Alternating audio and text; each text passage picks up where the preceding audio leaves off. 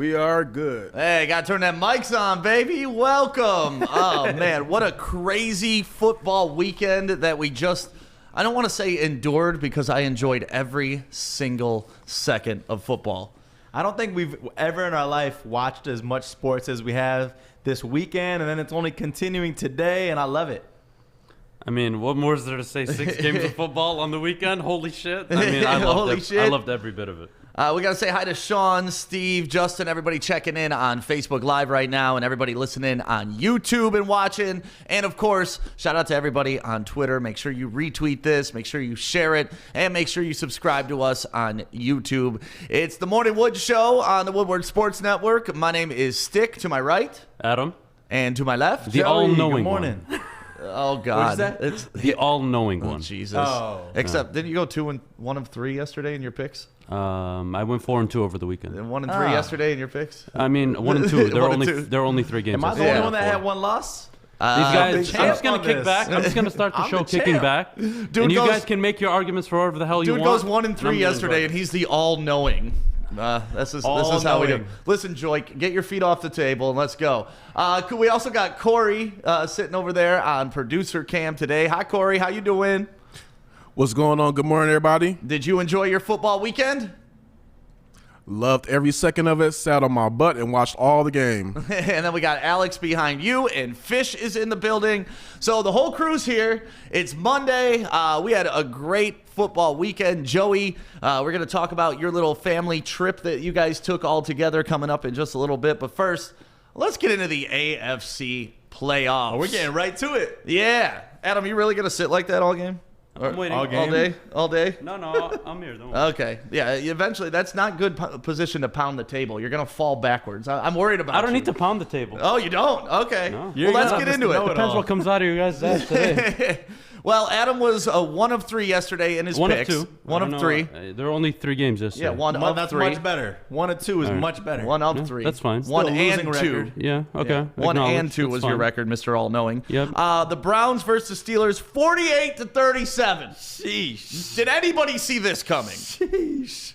Anybody? No.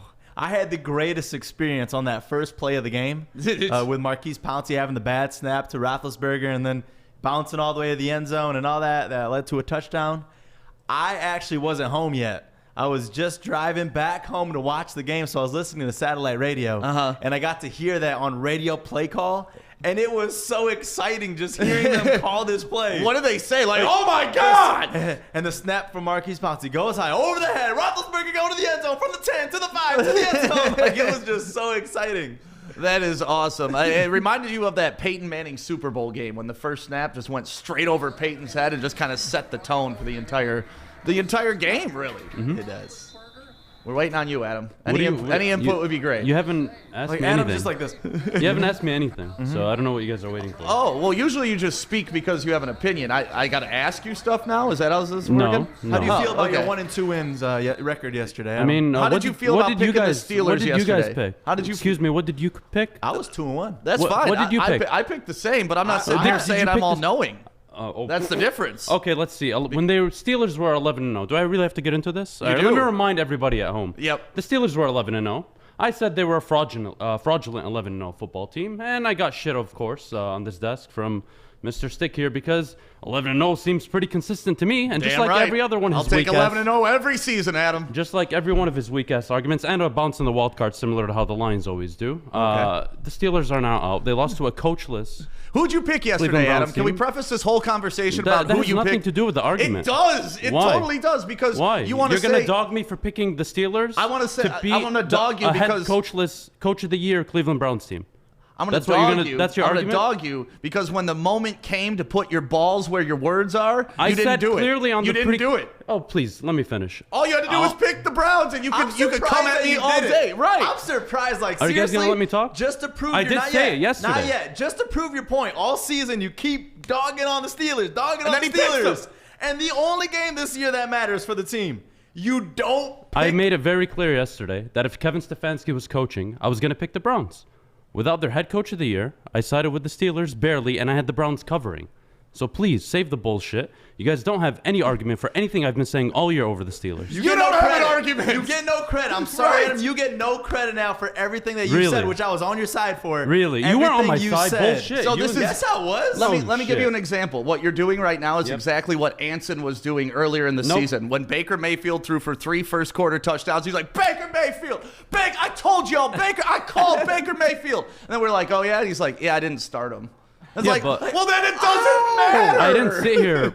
Okay. I mean, you guys are fucking hilarious. First of all, Dude, when First it of came all, time to put your balls out there, you retracted them. you guys That's are so it. full of shit. That's not even an argument. It is. It's the not. truth. It's not. It's not the truth. They didn't have their head coach. Who in God's name would have picked the Browns away to Pittsburgh without their head coach? Please. We'll get into 'Cause that clearly later. you guys didn't. We'll get into that later because you clearly put too much stock in the head coach. Clearly. No, I didn't. We ran a Twitter poll What I about didn't it. put too much stock in was that the first play of the game, Mike Pouncey would fucking throw the ball into the zone end zone, and then Ben Marquise, Roethlisberger put would some have 3 respect on his first-half interceptions.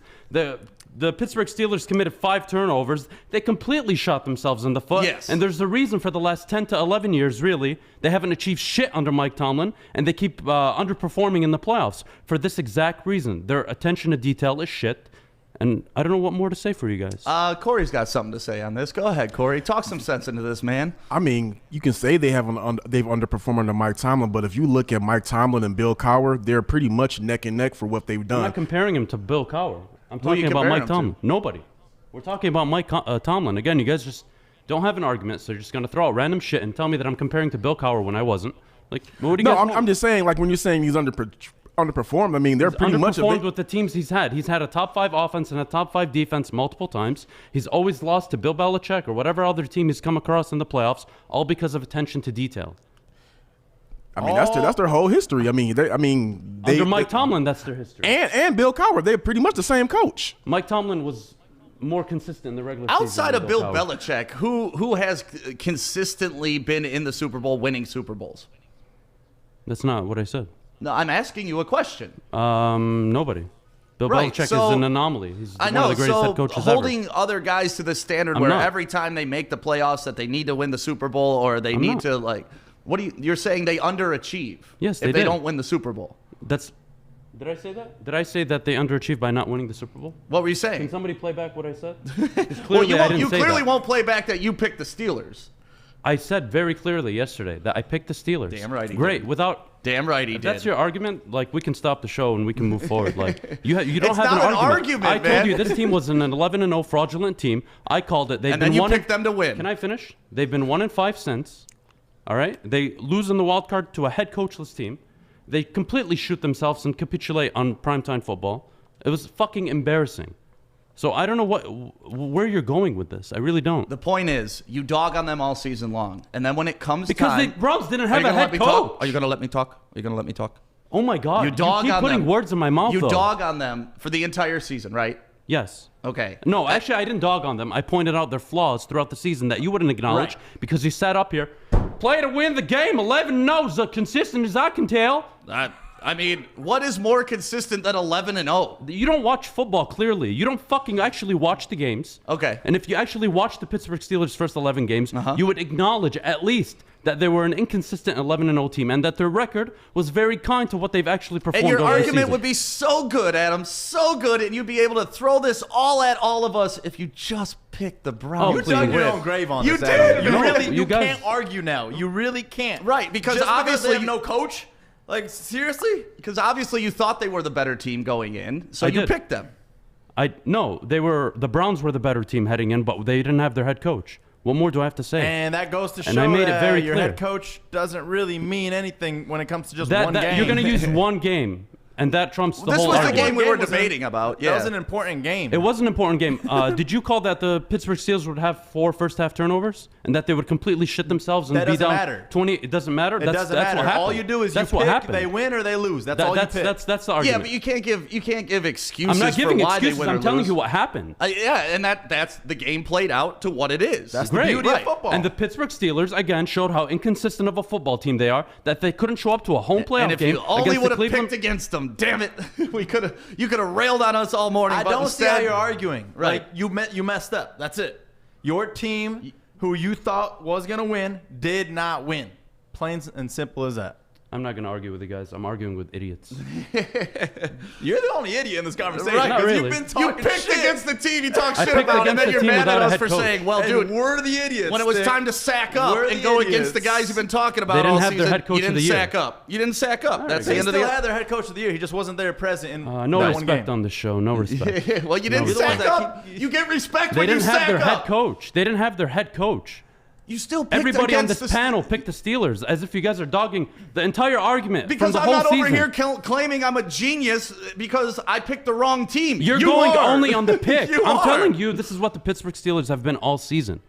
Then why didn't you pick against them? They didn't have their head coach. How many times do I have to say it? Oh my god. But the fact of the matter is, you didn't pick against them. You All didn't right, so believe that's enough. gonna shoot down my whole argument in your fucking weird head, right? No, it's like I said. It's just like Anson boasted No, about. it's not. Yes, it is. No, it's not because I didn't sit there parading. If and you saying didn't that have the enough Pittsburgh, balls to take the Browns, you don't have enough balls they to didn't sit have here the and do fucking this. head coach who was the head coach of the year. You still didn't take him, did you? Yes or no? That's Oh it. my I mean, goodness. that's really the simple. You know, that's the honestly- crux of this whole argument. You guys don't know shit about sports. That's You, all have- you don't even have an You don't opinion. know shit All about you're sports. telling Dude me, goes in against all you're what you telling me, said. all you're telling me is, well, you didn't pick the Pittsburgh. You Dude didn't pick goes the 1 and Cleveland 2 Browns. That's all yesterday, you're and we saying. don't know shit. Right. All right, cool. Yeah, what'd you Right. guys go yesterday? 1 and 2, just like you, genius. Yeah, Me and yeah. you, Matt Patricia. Yeah. So 28 points in the first quarter. That was the most in NFL history by any playoff team. So to me, that was crazy. I mean, I was sitting there watching that Browns game.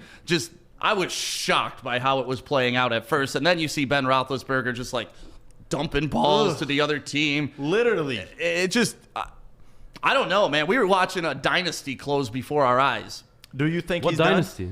Well, the Steelers They're run. not a dynasty. They've won one Jesus. Super Are Bowl you gonna be under like this Mike all Tomlin. morning? Like What's the definition of a dynasty? They have not had consistent success. That's not a dynasty. They haven't had done? So what postseason is a success. dynasty in your book? A dynasty is winning 3 Super Bowls or 2 Super Bowls in 3 years. That's a dynasty. The Steelers run A dynasty is the era. Patriots. Yeah, the dynasty is the Patriots back in what? So right 02 now to the 05? Patriots are dynasty? Not now, no.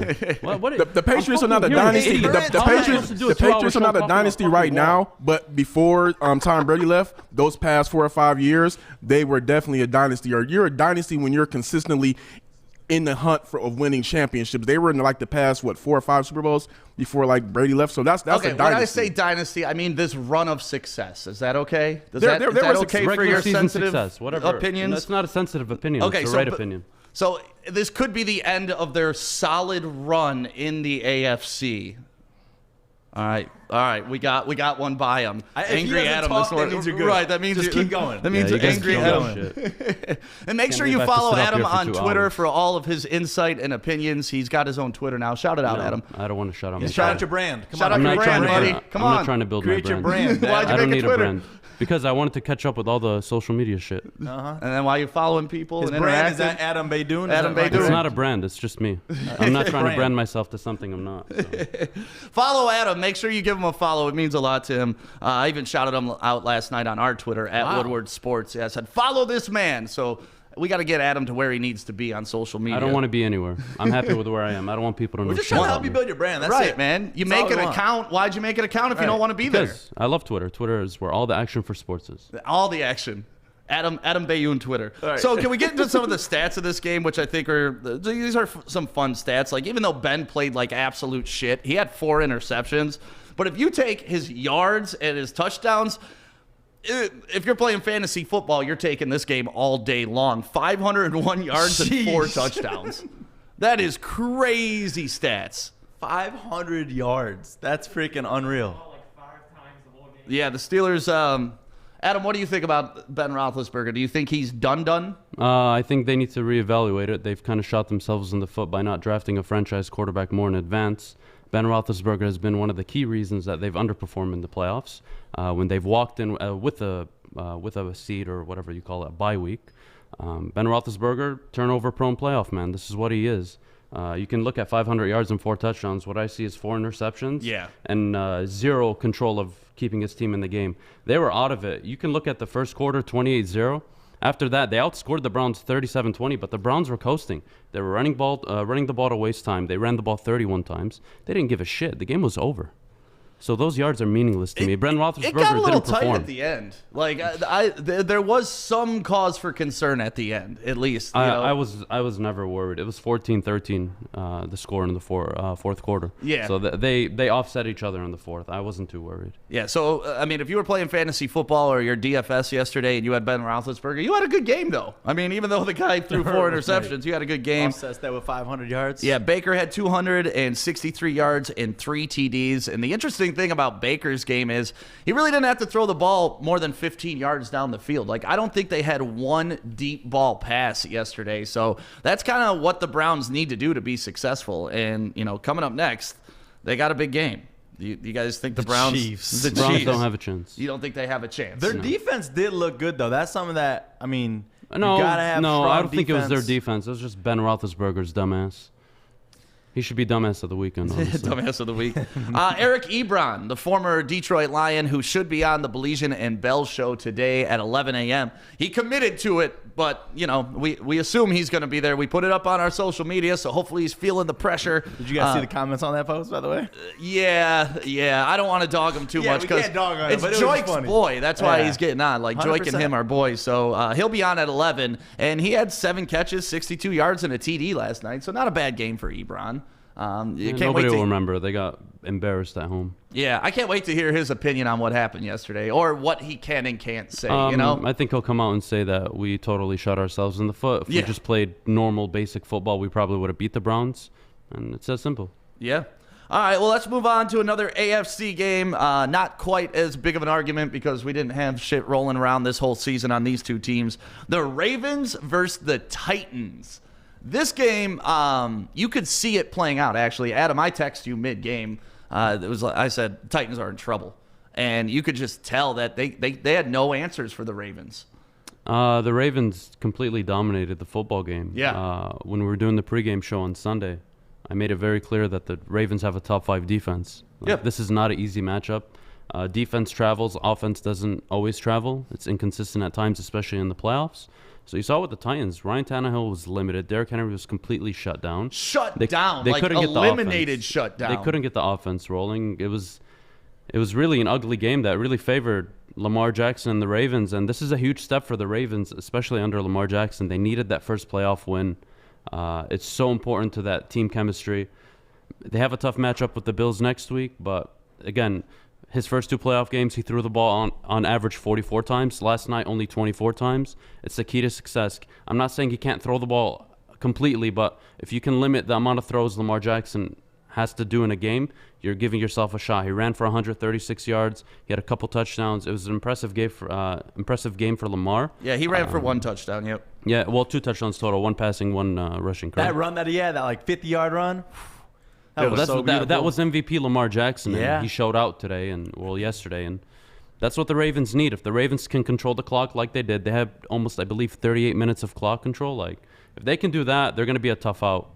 And that's kind of what we said about the Titans last season, too, is they had this run game where they could control the clock and they had a tough defense, a bend, don't break defense. Well, one of the things we were asking before the game, if Derrick Henry struggle, is there enough in Ryan Tannehill's tank to carry the team? And we learned yesterday. What did we learn, Corey?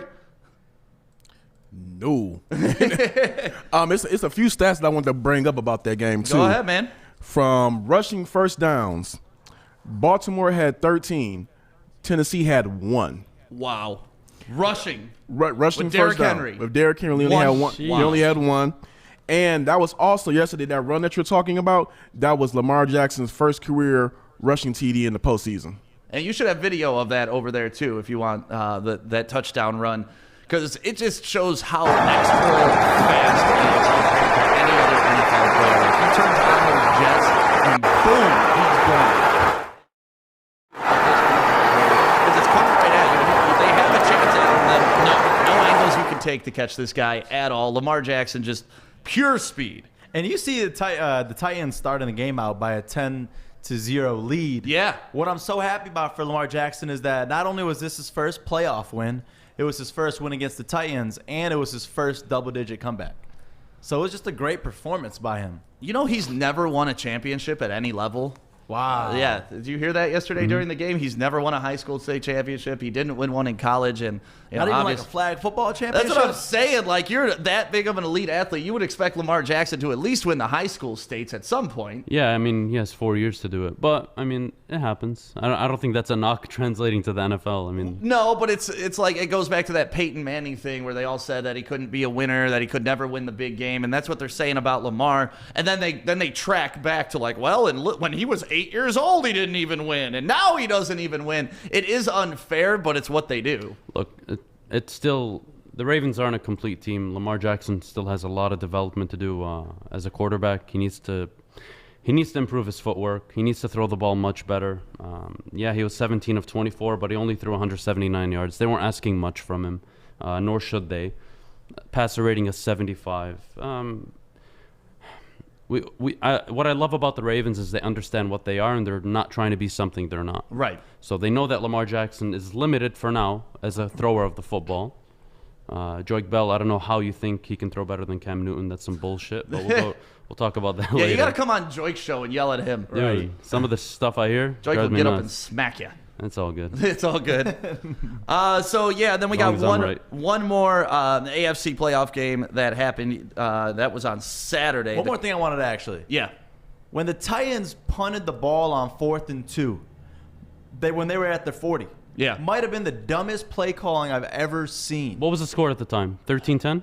Yeah, it was a crucial play. I don't think it was crucial. I think 4th and 2 at I their think pinning 40. Yeah, but pinning Baltimore within their 10-yard line isn't a bad ask. I If mean, you miss that field goal, you're giving them the ball at the 50. look, we dogged the I was saying defense. go for it. No the field goal. Titans. I know, but if you still don't get it, you're giving them the ball at the 40. The Like, Titans haven't lived up to their defensive expectations from last season. They were actually ranked 20th in the NFL, but they showed up last game. They only gave up 20 points to a very dynamic and run-heavy Ravens team. They could have won that game. It just seemed over time the Ravens just wore on them. No, They the wore on Ravens them. defense made more plays than the Titans did. Yeah. It's that simple. And then the other game in the AFC, the Colts and the Bills. This ended up being a great game on Saturday. It was, Yep. I don't know if it was my favorite game of the weekend, but I enjoyed watching this game a lot. Two of our, like, your darling Bills, my darling Colts. It was a good game. Phillip Rivers, 309 yards, 2 TDs, but kind of like we talked about yesterday, you give Phillip Rivers the ball down 6 with 2 minutes left, you know damn sure he's not going to score. They're not my darling. Sam just refers them The Bills? to that because when the Steelers were 11-0, I had the Bills above them No, in the and power because rankings. you've been loving them all Well, season, why you have shouldn't Josh I? Allen as They're your a MVP. complete- yeah. That's a lot of. But that's not a darling. It's This just guy I'm this telling you morning the is truth. just full of shit. I'm just telling you the truth. They're a 13-3 football team. You don't In stand my by your opinion, words they is have what the I'm MVP. trying to understand a little bit over Yeah, here. Adam just keeps choosing what he wants to say and what he wants to No, remember. you just put words in my mouth that I've never said that they're my darling. Okay, Understood. keep going, Adam. No, you guys cut me off enough. Go. No, go ahead. No, you I don't made my love the point. Bills. I didn't. No, that's not what I said either. Why are you being like this morning? Because you guys are just talking out of your ass. It's frustrating. Why? Because I said you like the Bills? No, you didn't say I. No, what? Oh my goodness, Jesus Christ! Because he called All right. them your darling. Anyways, Because I said darling? anyways. You think Yeah, that I wasn't just- a slight at you? I know. I just said they're not my darling, though. All I did was point out how good of a football team they've been all season. And you thought Josh Allen should be MVP? Yeah. Okay, so that you have a little bit of love towards them. I don't. I have love towards the Lions. That's it. I don't have love towards any other team. Okay, but besides them, right now talking playoff football. It's like talking to a child this morning. That's fine. Go ahead. I made my point on the Bills. Okay, so the Bills won 27-24. Corey, let's take a 30-second break, give Adam a breather, and we could come back and talk sports.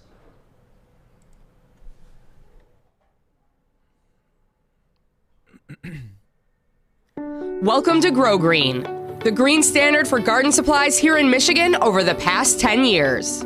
We offer the best gardening and lawn care products and have an extremely knowledgeable staff to help you create your dream garden or make your yard the envy of the neighborhood. Shop the store located in Whitmore Lake or online at growgreenmi.com. Delivery and curbside pickup available. Grow Green, making Michigan greener one grower at a time. I'm looking to bring on another HVAC tech right now. We are recruiting 5 to 10 techs a month. We're looking to grow and expand. Every new tech we hire is from Northwestern Tech. The hands-on training is fantastic. They're always my first call. We love hiring Northwestern Tech grads. They come out trained and ready to work. Our program is only 10 and a half months, and our next classes are starting soon. So why wait? I'm looking to hire Hire a graduate of Northwestern Tech. Northwestern Tech. Northwestern Tech. Northwestern Tech.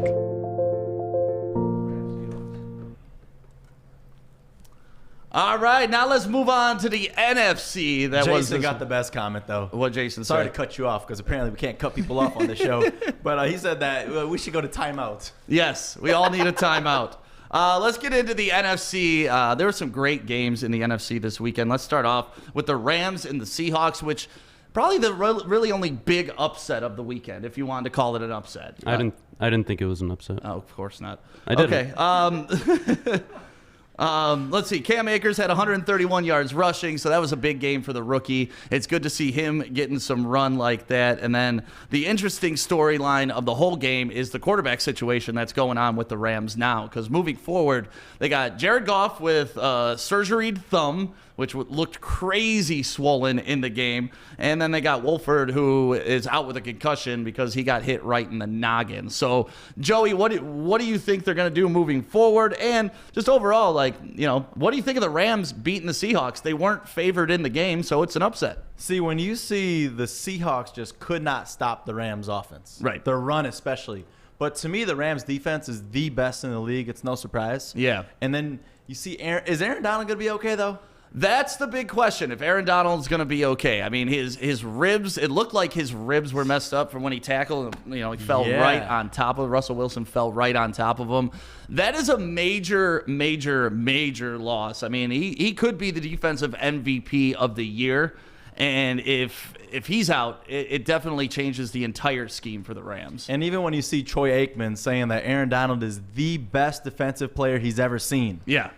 It's crazy to hear that from such a legend like him. But, I mean, you saw the defense and what they did. That's going to be the thing that carries them throughout these playoffs, because defense wins championships. Yeah, and then, they do have Jalen Ramsey, who I know it's a flyer on this guy to be NFL Defensive Player of the Year, but you have the best shutdown corner in the league. So anytime you can do that, plus you put on defensive pressure from your line, it's a good recipe. And the Rams looked really strong. I mean, McVay, one of the stats that came out about him is he hasn't lost a game when leading at halftime, which is pretty amazing. That's what you want out of your coach, to go in with a lead and hold on to that lead the whole damn game. Mm-hmm. That's exactly it.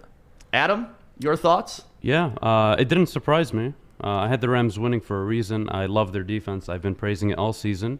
They led the NFC in every statistical defensive category.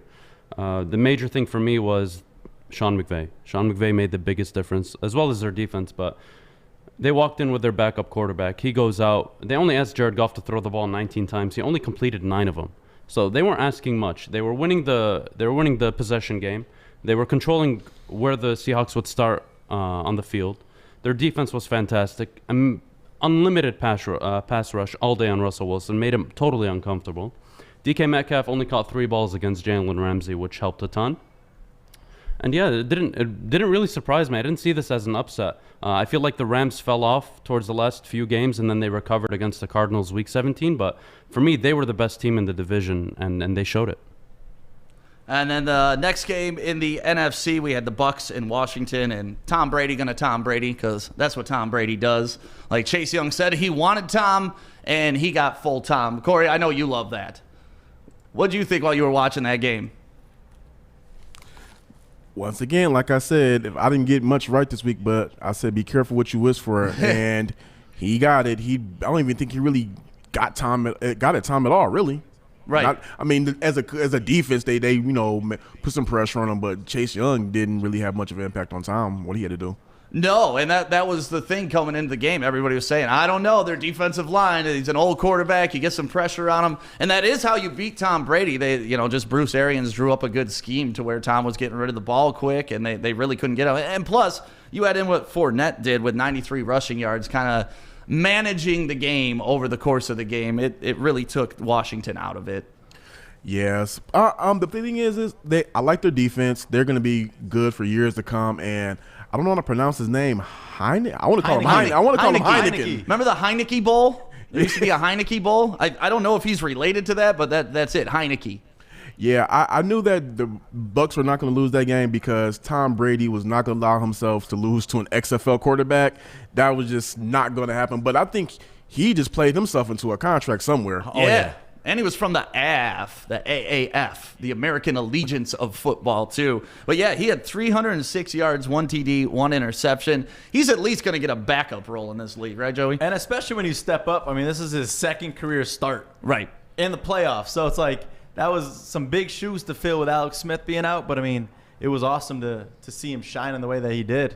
Yeah, it's always fun to see those guys get out there. But at the end of the day, there's Tom Brady. Yeah, I mean, they could have almost threw any quarterback out there, and they're not going to win that game. That is the one thing that Washington needs moving forward. And actually, Vegas, we talked about this last week. Vegas has Stafford as one of the Stafford going to Washington as one of the favorite teams in the NFL. So if he was on that team, may have been a different game. Yeah. That's Stafford is on the Washington football team, and they win that division easily. Oh, yeah. I mean, that division's a lie-down division for sure. But, yeah, you put Stafford on that team with Terry McLaurin and Antonio Gibson, you got yourself a pretty nice game. But it's crazy when you look at the score, 31-23. It's, way closer than I even expected that game to be, too. Yeah, the scoreline was super friendly to them. I felt the Buccaneers controlled the game the entire way. Some late scores by the Washington football team, but Tom Brady dominated. They could have put up 50, honestly. They just couldn't convert in the red zone. The spread was 7.5, and they came in at 8. So all the bettors were very happy about that. Yeah, you said it should have been bigger than the spread should have been bigger. Yeah. I mean, the Bucs missed a couple extra points. They let them in it, like you said, a late score by Washington. Mm-hmm. Yeah, I still think Washington had no chance at winning that game. I think they had a better chance. I would bet on that game 100 times out of 100 that the Bucs would win. Period. So let's get into the fun game that we got to watch last night or yesterday about 4 o'clock. And the reason this game was so much fun is not only was it on CBS with Tony Romo, one of the best color commentators of all time, in my opinion, but they did it on Nickelodeon, too. Slime time! Did you see some of the touchdowns that were scored in this game? Every time a touchdown was scored, slime would go off in the end zone. Corey, you got some of those videos. I mean, it was a fun atmosphere, even though the players had no idea that they were in that atmosphere. So that was the Bears versus the Saints. Saints won 21-9, and it's just so fun, man. I turned over and started watching the Nickelodeon broadcast probably somewhere in the first quarter. Corey, you said you were watching it the whole game. I mean, yeah, you're always going to see the game on CBS. You're always going to see Tony Romo and Jim Nantz or somebody on CBS. It's rare. I mean, this is the first ever Nickelodeon broadcast, so why not just tune in and see what it's about and give it a shot? And what I came away from is that they need to not just do this with that one football game.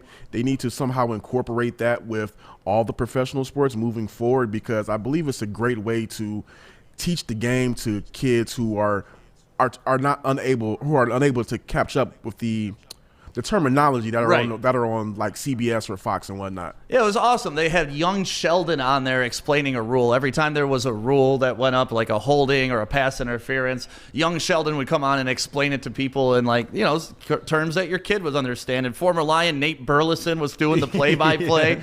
And then he was such a good fit for that too. Oh, he was perfect for it. Then Ian Eagle's son was calling the game. It was just a fun atmosphere. Whenever the kickers went to kick a field goal, SpongeBob would be between the goalposts, and I was seeing tweets and people man, I swear to God, if my kicker misses this because of fucking SpongeBob, I'm done with Nickelodeon. And, it added this extra element to the game, which was a lot of fun. And like I said, I turned it on in the second quarter, and my wife, who I always have football on, she's doing her own thing on her computer, doing whatever. She immediately started watching oh, this is fun, this is neat. There were a lot more colors, slime going off. It was just good energy, and I agree with Corey that this should be done with more teams. They've done it with the NBA once, and now that was the first NFL game in history to have it done. I am so jealous of Sean Payton, though. To be able to get the slime time after the game. Yeah. I was so jealous. That has always been my dream. But then you see my dude over there with his J's still on. Right. I was like, my man does not even care about the J's to mess them all up with the slime. It was funny because they said he was going to do it, and when they were talking to Cam Jordan after the game, they're like, Cam, Sean said he would get slimed, and he was like, well, I don't know where he is. He's in the locker room right now. And then when he came back out, like, they made a big deal about it, and he was a man of his word. So congratulations to Sean Payton getting slimed. I think we all had that dream of getting slimed when we were kids. And that was the fun part about when they were listing players and their attributes. They also listed like their favorite Nickelodeon characters from back in the day. So you could kind of tell how old people were based on the shows that they watch. Like, what was a Nickelodeon show you watched growing up, Joey? Ooh, iCarly. iCarly? iCarly all day. Yeah. Did you watch Nickelodeon? I didn't watch Nickelodeon. You really didn't? No. What kind of childhood did you have? Not yours. Corey, what did you watch? I watched basically everything on Nickelodeon. I mean, I can't remember what I didn't watch. That would be the hardest. Right. I mean, Like Keenan Who was the Cal first and all crush? them. Who was the first crush from Nickelodeon? oh, easy. That had to be Megan Good when she was on Cousin Skeeter. Zoe 101 got my love, too. I used to watch Salute Your Shorts on Nickelodeon. Do you remember that? That was like before. That was way before you, Joey. Way before. But that's I'm how you getting could out of my tell. head, Like, I like Salute Your Shorts. You like iCarly. Oh, yeah. And like you could tell that in the player lineups. But Andre Drummond was smashing the girl from iCarly, too. He's a goat for that. really? Yes, he was. What's her name? Cosgrove? Oh, Miranda. I can't remember her Cosgrove, name. The other chick. The ugly girl. Yeah, I think it was Megan Trainor. Megan Trainor. It was a blonde. It was a blonde chick. It wasn't Megan Trainor. Megan Trainor is blonde. Megan Trainor. People are talking. You can't do that on television. what's Legends of the Hidden Temple, Guts, Inspector Gadget. All that was my show. Salute Your This was all Shorts. Nickelodeon? That's all Oh, Nickelodeon. then I watched it. Jeanette Oh, then you- McCurdy. Oh, Yeah. what's her name? Jeanette McCurdy. She was the ugly girl from the show, though. The ugly girl from the was show. the ugly You're girl so from the nice, show. Joey. Miranda So you Cosgrove, did though, watch right? it. Yeah, yeah. Did you watch like Rugrats or what? Keenan and Kel, Inspector Gadget. There Those we I go. remember for All sure. right. Yeah. Adam had a normal childhood. And he's got a smile again. Welcome back to the show, Adam. I was going to say, that's why he's so miserable. He never watched Nickelodeon. Nickelodeon. How did nobody say Guts? Do you have it? Remember that? Guts.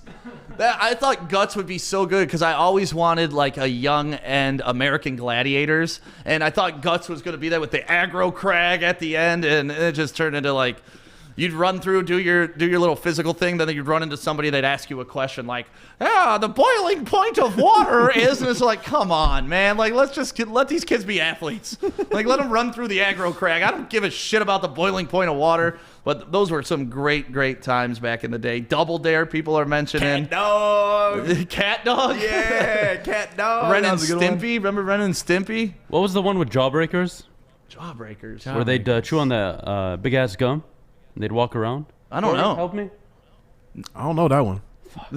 Fuck. Are You Afraid of the Dark? Yeah, Legends of the Hidden Temple was great. Oh, Ed, and Eddie. Ed and Eddie. Ed and Eddie. And then there was Pete and Repeat back in the day.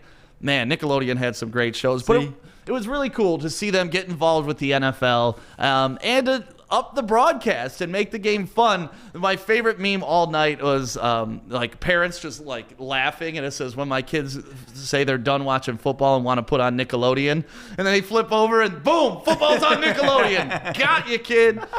So yeah, it was a fun thing. Hopefully they do it again, man. And that's the thing. It's like you see the result and like the feedback, and I'm sure viewership was through the roof on this because all the adults tuning into Nickelodeon. Dude, I would love to see the ratings because CBS, like midway through, you could tell on Twitter, like it just started, everything on Twitter was Nickelodeon, Nickelodeon, Nickelodeon, Nickelodeon. And it was like, oh my God, you could feel the people leaving CBS to go watch Nate Burleson on Nickelodeon. So If they were to do this for the Super Bowl, would you watch it? oh, 100%. That'd be so legendary. It was so much better. The slime in the end zone, all I'm of not it. trying to see SpongeBob during the Super Bowl. As much as I love SpongeBob, no thank you. After they would score, they'd go to like Bikini Bottom and people be partying and stuff. Like it. Selling the Krabby Patties Yeah. up at the concession stand. It was just a fun time. So, yeah. I'm glad they did it. Obviously, the Saints won that game, and they won it in pretty big fashion, too. Why did they pick that game? Do we know that? I don't know. It's kind of a random game to pick. Oh, no, I was just saying the Saints won the game, but Mitch Trubisky walked away with the MVP, though. Yeah, do you have that? I felt like Twitter was just trolling him, and they all voted. No, this is what happens when you let kids vote, man. This is why there should be a voting age, because Mitch Trubisky won the Nickelodeon Valuable Player last night. Look at that, 49%.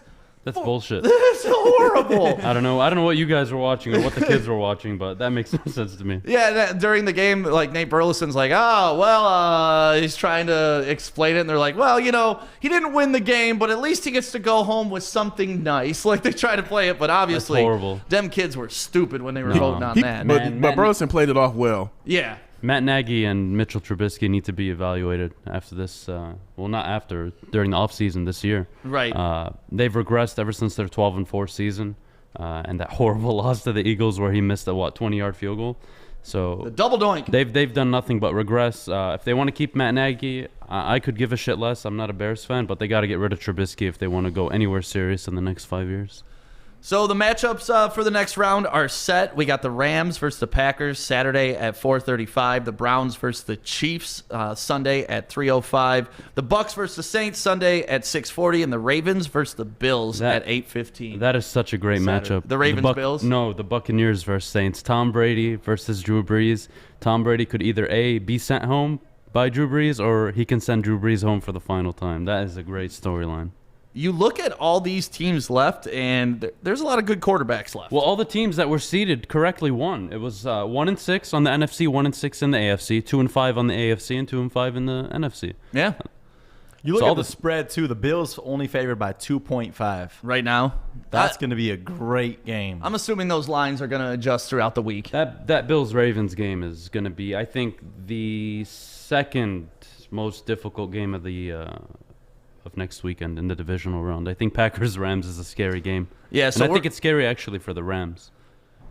Yeah. To an extent. Depends on Aaron Donald's health. We'll see what they're going to do with Jared Goff. But Devontae Adams, in my opinion, the offensive player of the year, Aaron Rodgers, like, they're coming loaded. I can't believe I'm saying I'm looking forward to seeing the Browns play the Chiefs. You think there's any chance for the Browns on that? That's a hard game. There's a chance always, but any given Sunday, Joey. But man, that's such a tough matchup for actually, it's a tough matchup for the Kansas City because the run game of Cleveland. If they can't stop the Cleveland run game and Cleveland has the possession, you're limiting Patrick Mahomes' ability to be on the field. What you shaking your head over there, Corey? Just my disgust that the Browns are in the second round of the playoffs. Get over yourself. That's so awesome. Does that give you hope as a Lions fan? No. Why would that give me hope? Because they were 0-16 not that long ago, and they've built their way to a decent team. But they got the head coach right, and that was the biggest thing. It's similar to our story, though. So, like, it can be done. You know, it's like the glass ceiling has been broken for the shitty teams. I mean, we're right there on the verge. We got an opening for the head coach and GM right now, so we make those next steps, like you say, Stefanski. Mm-hmm. Is that difference for the Browns? Like, if that happens right now with the Lions. Well, what do we all agree on? Saleh as the pick? I mean, that's what you'd hope would be the guy. But you also got to rebuild the team, and that takes a GM as well. Yeah, no, believe me, it's a team effort, but it's nice to see that it can happen. You know, if the Browns can do it, we can do it. That's the attitude I'm taking with it. I mean, the Browns won without their coach, as you said. Yeah, that was. Now they get their coach back on top of it. They got a coach now. Yeah, I don't think Kansas City's going to throw 4 interceptions in the first half. Yeah, I would bet a lot that doesn't happen. Yeah. Hey, Mahomes hasn't played for a little while right now. So Joey, you went on a family trip for a couple days. Just kind of took a long weekend. How'd that go? It was awesome. I mean, normally the second week of January is when my family goes on a cruise. Yeah. And this year, obviously, we could not go on a cruise. No cruises. As if that comes as a surprise, cruises are not running right now. They probably won't be for a little while. But it was just nice to get away for a couple of days and spend time with the family. And just, I gained so much weight. I ate so much food. Did your fiance go with you? No. No. Not so it was just like strictly a Joey family trip. Yeah, it was me, my siblings, and obviously their wives came, and it was just a fun couple of days together. That's awesome, man.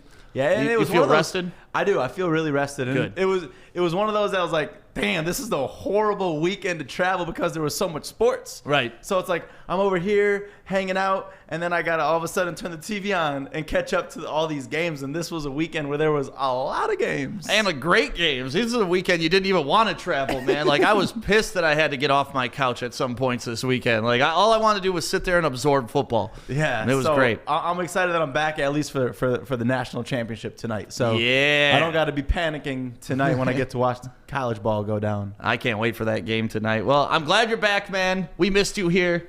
Listen, and I wanted to give a shout out to Dr. Yeldo real quick because there's just so many times in my life where I realize how much easier he made my life. And I know you also went to get LASIK, and you were probably one of the worst candidates I've ever seen.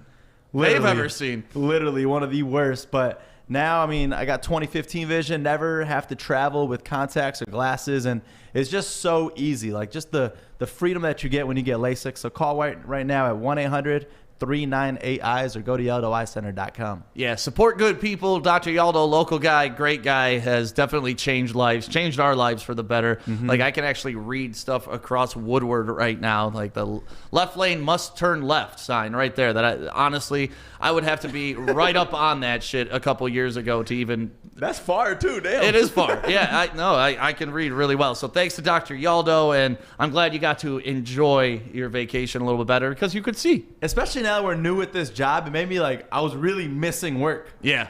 Like, anytime you guys text me, I responded so much faster than when am even here working. Tried to leave you the hell alone for your vacation, though, man. It's too hard. So while you were out, the Lions interviewed Robert Saleh.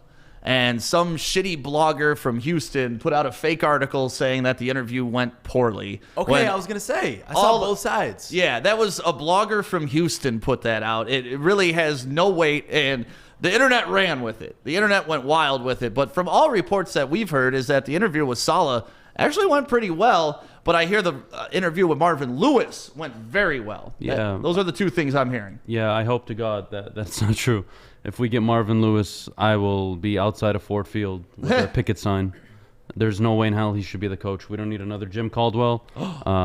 Please, God, no. That's all I'm going to say. Please, God, no. It's funny you say that because I did see people making that exact comment. Like, people complained that we got rid of Jim Caldwell. Now we have a chance to rehire a Jim Caldwell, and people don't want the Jim Caldwell. We didn't win anything under him. You know, Mike Tomlin in the last 10 years, 3 playoff victories. Would you take Mike Tomlin tomorrow if the He won't Steelers be let him available. go? And I wouldn't. Hypothetically. Okay, I know what Mike Tomlin is. He's a great player manager or coach, however you want to describe it. He's great in the locker room, but his attention to detail, in my opinion, has cost that team from getting back to multiple Super Bowls in the last 10 years. Okay. Corey, what do you think? Would you take Tomlin if he was available today? With a blank check. Yeah. Like, easily. You hire Mike Tomlin. Yes, he has not had the success you would like of a head coach in the past, you can say decade. But when you bring Mike Tomlin into the Lions locker room, it's instant credibility. You have a leader of men, which is something that the Lions have not had since Caldwell. So I think it will be a great fit and instant credibility. Above anybody else that's available right now, that would be your number one target if he was available? I wouldn't say he would be at the top of my list. Okay. He would be at the top of my list. He would have to pretty much talk me out of hiring him, but I would still consider Saleh or if he's in the running, Eric Bieniemy, just to see what they're talking about, see what kind of voice they may bring, because they may say something that will differ from what Mike Tomlin will say. He would just be at the top of my list. Like, you would have to do your due diligence and give him a call. No, you'd give him a call, but no. Mike Tomlin took over a great team from Bill Cowher. He led them to 2 Super Bowls. He won 1, lost 1. And the 10 years following that last Super Bowl appearance where they lost, 3-6 in the playoffs. Although he's accomplished many things, and I'm not going to knock him, he's won division titles. He's actually won playoff games, unlike Marvin Lewis and Jim Caldwell.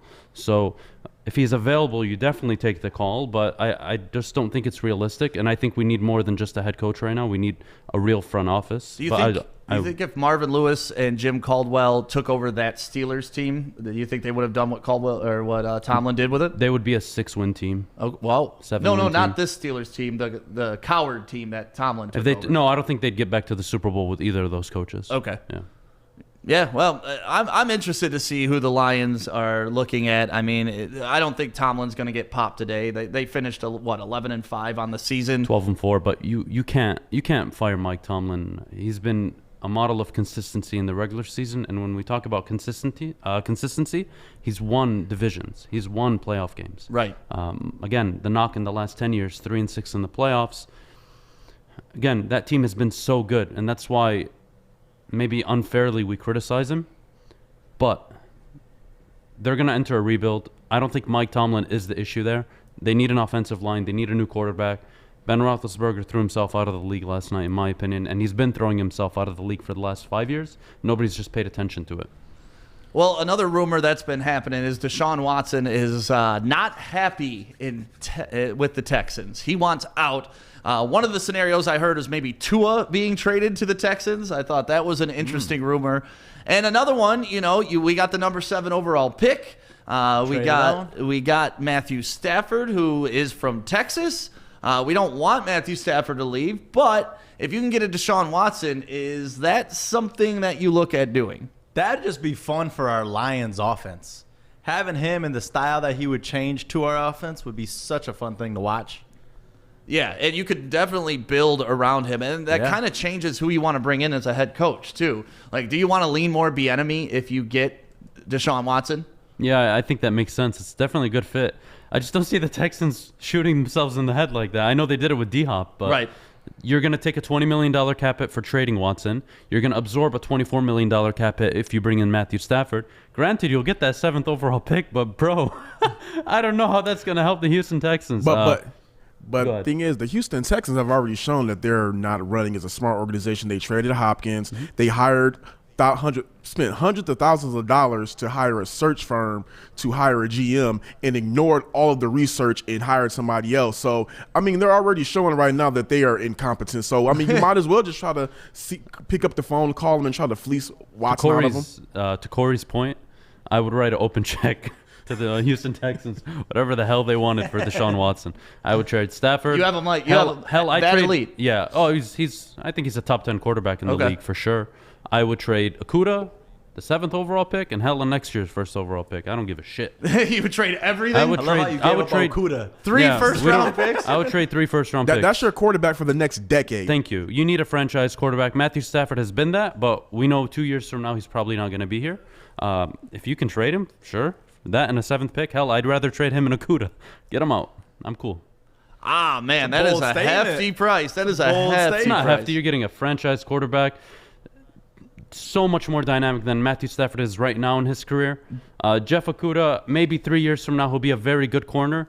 That's maybe. We haven't seen any glimpse of him showing his potential this season, and he's been hurt already. That's never a good sign.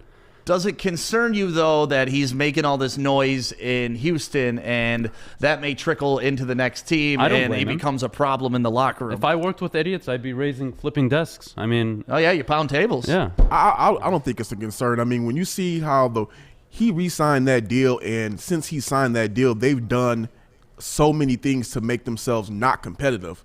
So I think it's a frustration from that aspect. I don't see him being a diva or anything like that. Okay. You just seen him on the sidelines giving his all, and he has his hands in his face because he has no weapons. He has nothing to work with. Well, and you see that frustration though when he comes to Detroit, if he were to come to Detroit, that it would lead him on to... There has to be a plan. I mean, again, we touched me and Corey. Difference. Go ahead. It's a difference between being a part of a rebuild and you're a part of the process as opposed to re-signing with a team and they send away all of your weapons. Yeah, right. To Corey's point, sorry. I was going to say, even J.J. Watt feels bad for Deshaun Watson. Like he said, I'm sorry we wasted a year of your career this year to him. And for a defensive player to say that to the quarterback, man, that shows the whole state of that team. Look, if there's a plan and you can get behind that plan, I don't think you're going to complain when you lose football games. What pisses people off is when there's no plan, there's no sense of direction from the coaching or the style of play, and you're still losing. So for Deshaun Watson, all he's seen over the last 2 seasons is all his favorite players go away. The Texans have been nothing but trash. They traded away their first pick, and the Dolphins have it now, so they're not even getting a top draft pick this season. I don't blame him. I think he has every right to complain. Ever since he signed that contract, they've done nothing but throw him under the bus. What do you think about that trade for Tua? Would we trade for Tua? Or? No. Deshaun for Tua. That's one That thing makes they were no talking sense. about. Tua is. If the Dolphins can do it, good for them. But Tua is not a franchise quarterback. No way. Okay, so you think the Dolphins are getting the better end of that deal? Oh, if they the can make Dolphins are Super Bowl contenders if they get Deshaun Watson. All right. I mean, the Lions have a lot of decisions to make. They've been bringing in GMs left and right, bringing in coaches kind of left and right. Todd Bowles is one of the guys that they interviewed. I like Todd Bowles. I don't think he should be our head coach, but I like that they're talking to him. I like his style of defense. I think you want to interview as many people as possible, get different input, different feedback, different perspectives on what people think of your organization and your roster, and then make the right decision. I just so happen to think it's Robert Saleh and Ed Dodds. Whether or not they do that, I don't know, but that's my recommendation. I just hope that they don't end up hiring the head coach before the GM like they were talking about wanting to do. It depends. I think that's that's a sensitive situation. If there's right now in the NFL, there are two hot commodities for coaching. It's Eric Bieniemy and Robert Saleh. Outside of that, you'd settle. If you can't get one of those two, you're definitely not winning anything in the next 2 seasons. And I don't see a GM that would walk in with a Robert Saleh or an Eric Bieniemy in place and say, I can't work with this guy. We saw what Bob Quinn did with Jim Caldwell, firing him after a 9-7 season. Again, made no sense, but that was a different situation. Now you're walking in with a fresh head coach. You can kind of build along with him. And in my opinion, the GM will get a longer contract than the head coach. So for any reason it doesn't work out with a Saleh or a Bieniemy or a Raheem Morris, that GM's still going to be there as long as he's getting the right pieces involved. You saw it with the Browns.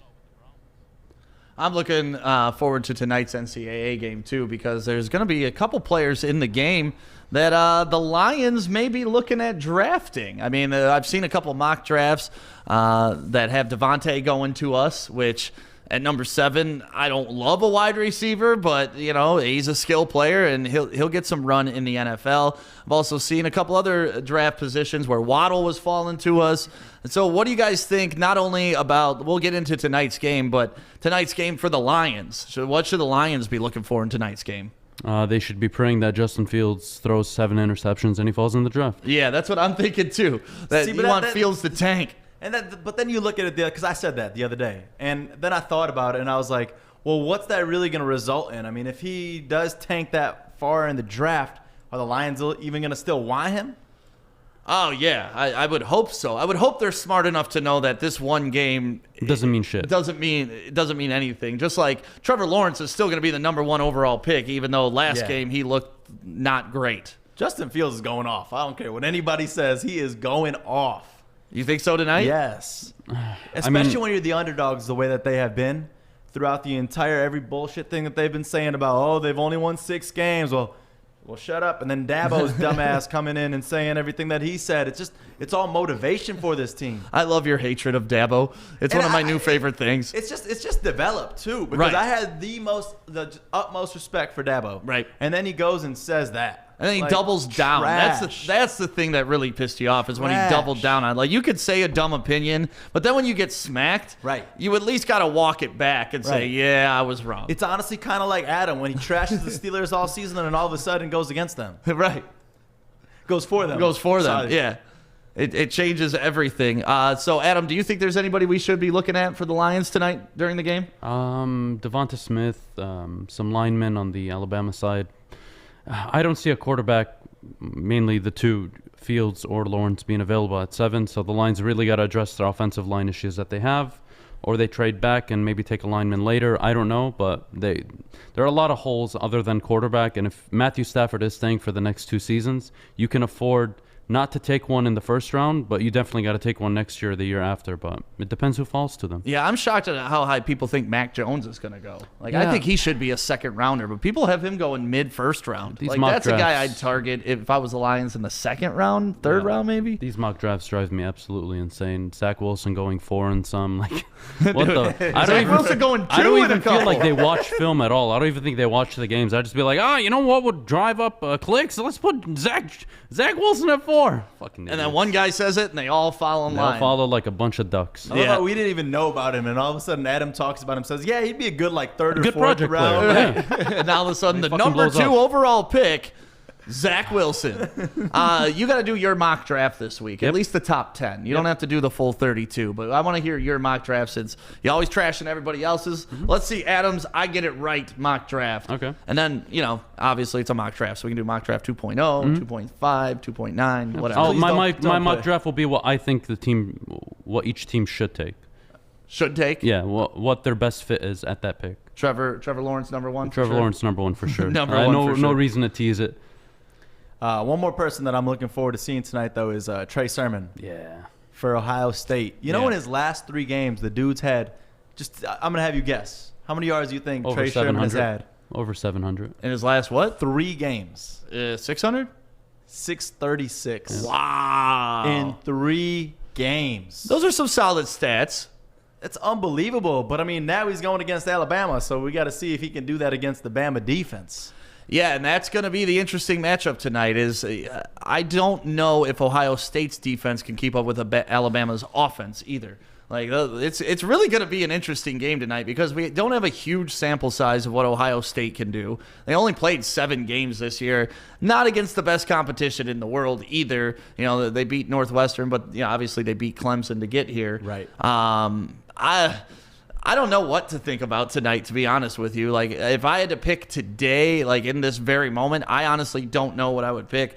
I do know that Alabama is just a machine. They are a machine. When they go in the RPO, they throw at a 63% pass rate. Like, that's just crazy. They're 19th in college football for that.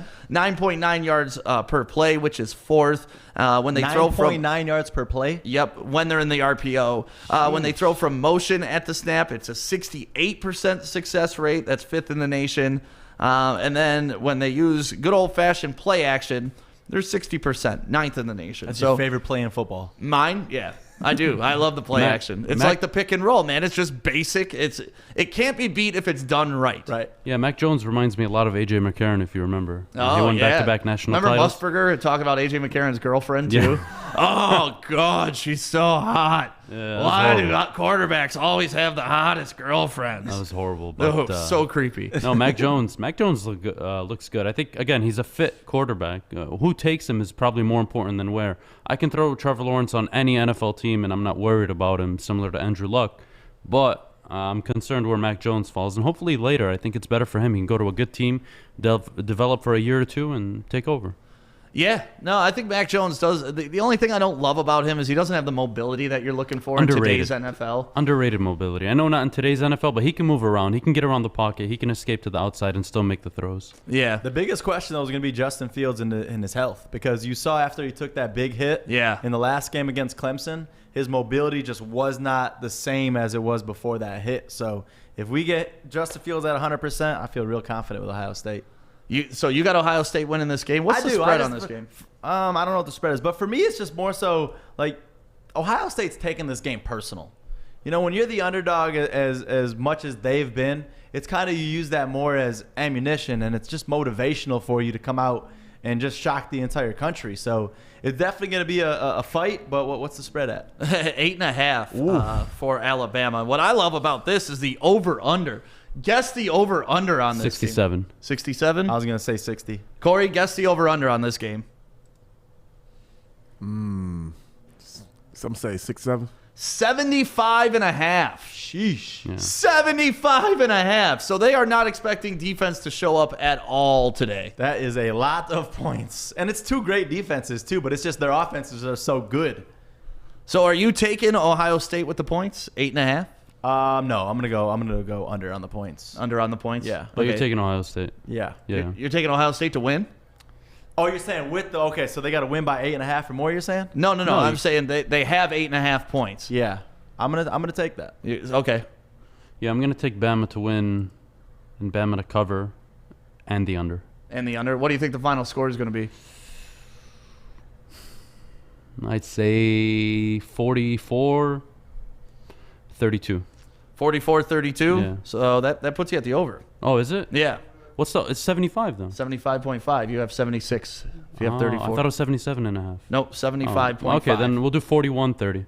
41-30? Yeah. Damn, this is a lot of points. That's a lot of points. There's a lot of points being It's predicted easy to tonight. call the under. I mean, you'd be ballsy to call the over. Like you're expecting one team to score 50 or both to score 40. That's kind of what you're hoping That for. is crazy. I'm going to go. What are you going to go? I'm going to take Alabama to win this game. Probably, I'm going to do it. I'm going to go with the over. I'm going to go 41-37. Oh, you got Ohio State covering though. Yeah, Interesting. Ohio State covering. I mean, if it's going to be that high scoring of a game, you would expect it to be a back and forth, not a one-sided, lopsided victory. I don't think Ohio State should be as much of underdogs as they are, but I just think Alabama is too good, and that's really the reason. I think any other year, any other team, Ohio State probably wins it, but my money it's going on Alabama to cover and the under. It's going to be a good matchup tonight. Corey, what do you got on the matchup? You know, I'm gonna go. I think it's gonna be pretty close, actually. High scoring game. I'm gonna go 45-38 Ohio State. 45-38 Ohio State. Ohio State. I like it. Okay. Why do you think Ohio State's going to win this game? Same reason as Joey. I feel that if there was ever a year for Ohio State to go ahead and win this one, it's this year, just because of all the flack that they've taken. And honestly, I think it'll just make the Big Ten look good to go ahead and walk away with a national title this year. Make Jim it would Harbaugh look great. good.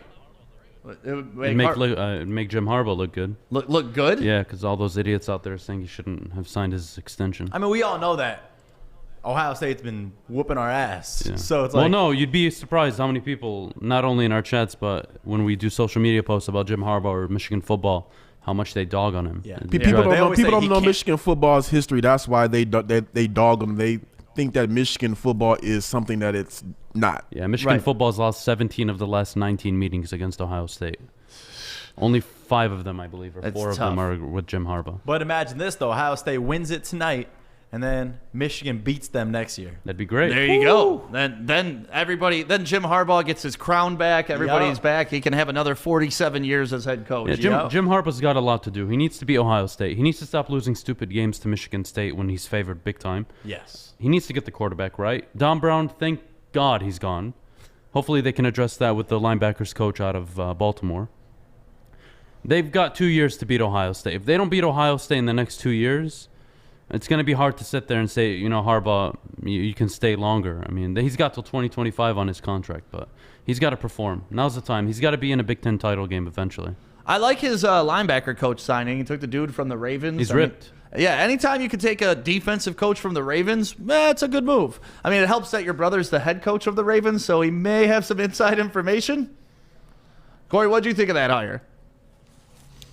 I mean, hey, that's what family is for. You know what? Hey, bro, I need a DC. You know, you got anybody for me?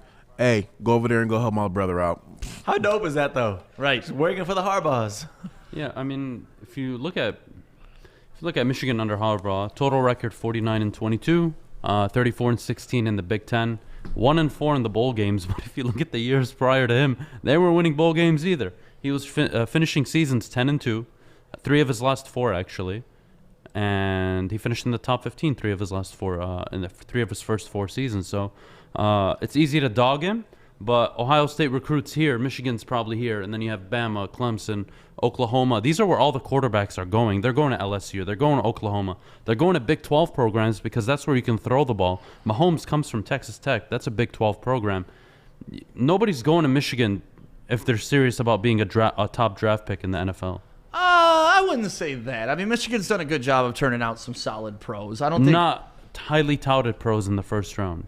was it Devin Bush or Devin White? I always get those two mixed Devin up. Bush. Devin Bush. We're talking about quarterbacks. Oh, quarterbacks? Okay. Yeah, I was saying thought- quarterbacks don't come to Michigan if they're serious about being taken in the first round in the NFL draft. Yeah. And there's a reason for that. You play that pro-style offense. You don't ask too much. I know they're trying to transition it now with the Alabama OC, and I don't know. I don't like it. Again, it's very hard to compete with Ohio State when you can't recruit the dynamic players and the quarterbacks that they can. Well, now that Whitmer lets all our players get paid, we can compete with Ohio State. That changes everything. That was one thing Ohio State was letting their players do that they weren't supposed to. That really isn't a big deal. But now that it's legal in Michigan, I would sell the crap out of that. Dude, if I just was sell. Just Hell yeah. put $1 million sponsorship deal over your 4 years if you come sign at Michigan. Like, Right. They could do anything. anything. Just go to the muffler shop in Again, Ann Arbor. the top prospects Yep. have all the control. If you're in the top 100 prospect coming out of high school, money is going to be thrown your way to commit to schools. Right. Hey, That's you know gonna what? change the We game. got Jiffy Lube money. You come to Michigan,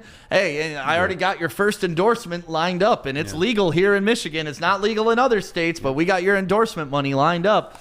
I mean, that's going to be a powerful, powerful recruiting tool if they choose to use it kind of sketchily, I guess. No, they're going to use it. They're going to bend the full-blown. rules. It's not. It's the rules now. They're not bending them. It's all been made legal, and we're not sure yet how that's going to affect college football. I still don't think it addresses the overall big picture of players needing to be compensated more.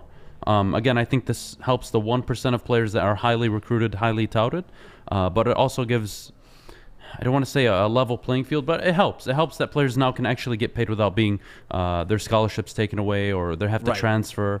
I mean, you've seen what it's done to players. So well, you've seen it's been a problem at Ohio State, like consistently. They're constantly having players suspended for autographed jerseys, for showing up at promotional events and getting paid for it, for giving And that's shoes. so crazy to me. Yeah. Like, they build this name for themselves. Like, let them do what they got to do. That's why I'm so happy that it's legal in Michigan. Right. Hey, Stick, one thing. I want to add this about Harbaugh before we leave it off. Since 1990, Michigan has only finished their season with double-digit wins 11 times. In his 6 seasons, Harbaugh has 3 of them. So he's doing something right. And also before he got there, in the 7 seasons before he got there, Michigan lost to Michigan State 6 of those 7 times. So right now he's 3-3 against them. So he's bringing some type of parity back. Right. So I think that Michigan fans should need to Stop bitching. temper their expectations a little bit. I say the extension was good, but now, like Adam says, he has to win. Stop bitching. Your school is never a dominant powerhouse football school. They're more of a basketball school than they are a football school. Get over Right yourselves. now, but yeah, they're winningest. No, more of of the last 15 years, they've been more of a basketball program winning No, wise. and honestly, Harbaugh should be 4-2 against Michigan State if it wasn't for that fumbled snap on the punt. Jalen Watts-Jackson, though, out of Orchard Lake St. Mary's with the return. Shout out to Jalen Watts-Jackson. Do you know that dude broke his hip in that pile up at the end of the game? Yeah, dislocated. Like, it ended his career. That's the last play of his career. Wow, I didn't know that. Yeah, when they were all hopping on him and jumping on him, he was under that pile screaming in agony because his hip was busted. I always think about that, too. Yeah. Being at the bottom of a pile. I hated it when I was in high school playing football. I was never football. at the bottom of one. I never got to celebrate like that. You just lay there and like your face mask is the only thing keeping your face from being smashed into the ground, and you just got to lay there till everybody gets off of you. Like, I hated football pileups. Adam, wasn't those like weird where you just had to lay there and feel people like pushing off your back to get up? Man, the football pileups I've experienced were very uncomfortable. Yes. I mean, hands are flying everywhere, spots they really shouldn't be. People are punching you, trying to get the ball out. Like, the dirtiest shit happens in that pileup. Yeah, fingers in the eye, all types of stuff, man. And that's high school. I can't even imagine what happens when you get up to the nasties in college and the big nasties in the pros. Like, you see it in some of those scrums for the football when there is a fumble. It gets dirty under there. And then, you hear ex-players talk about fingers in the butt and everything to get that ball out of their hand. And I'm not willing to go that far. Like, I love my team, but I'm not putting my finger up anybody's butt to get the football. Ever. For a national title? Okay, maybe for a national title. Maybe tonight. Tonight would be the one finger in the butt night that I would do. Corey, let's take a quick 30-second break. We'll be back. We'll catch up quickly on the Pistons game last night.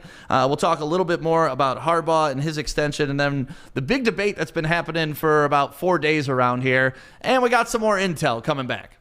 Welcome to Grow Green, the green standard for garden supplies here in Michigan over the past 10 years. We offer the best gardening and lawn care products and have an extremely knowledgeable staff to help you create your dream garden or make your yard the envy of the neighborhood. Shop the store located in Whitmore Lake or online at growgreenmi.com. Delivery and curbside pickup available. Grow Green, making Michigan greener one grower at a time.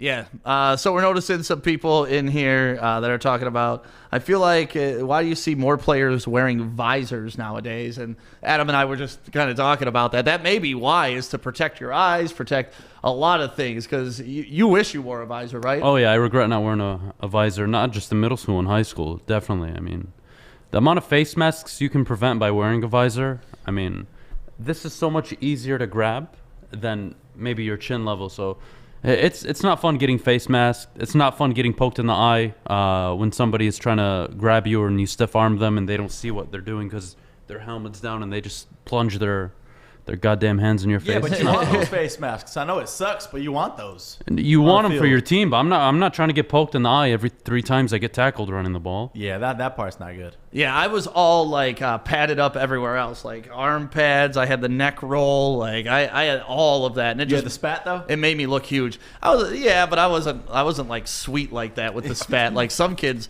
they looked awesome every day. They would spend like 20 minutes on their spat. I would just tape up my ankles so they wouldn't break. No swag. No no swag at all. What was your ritual pregame, and what was something you wore during the game as like kind of a, what's the word for it? That something you're like, God damn it, what's Good the luck word? charm? Your good kinda? luck charm, but what's superstitious? You're superstitious? About? Yeah, what are you superstitious about when you played football? You guys are gonna love mine. When I played football, like when I first went in the locker room, I'd always just have headphones on for like an hour. I'd show up to the field like an hour and a half early, walk the field before anybody was on it, just kind of get a feel of the day, the weather. You know, so like I remember one time I got there like 2 hours early and I took a nap on the bleachers, just trying to, absorb the field and the life and the energy of it. So music was really my thing, and I didn't really have any superstitions for football. For baseball, I did though. I turned one sock inside out, and the other one would be right side out. Yes, I did the same shit. I did the same shit. I did the same shit for baseball and football. I'd always have one sock inside out, always. Yeah, I don't know why. And then I'd always have, I'd wear like long sleeves during football because it's always cold, and one of them I'd cut in half. That was like kind of, and that's where my quarterback play shit would be, that wristband. Like your wristband? Yeah. So one of my friends from high school, he had the greatest pregame ritual. He would get head from a chick every single pregame. I'm not joking. Listen. There was 1 week he didn't get it, and he ended up losing that game.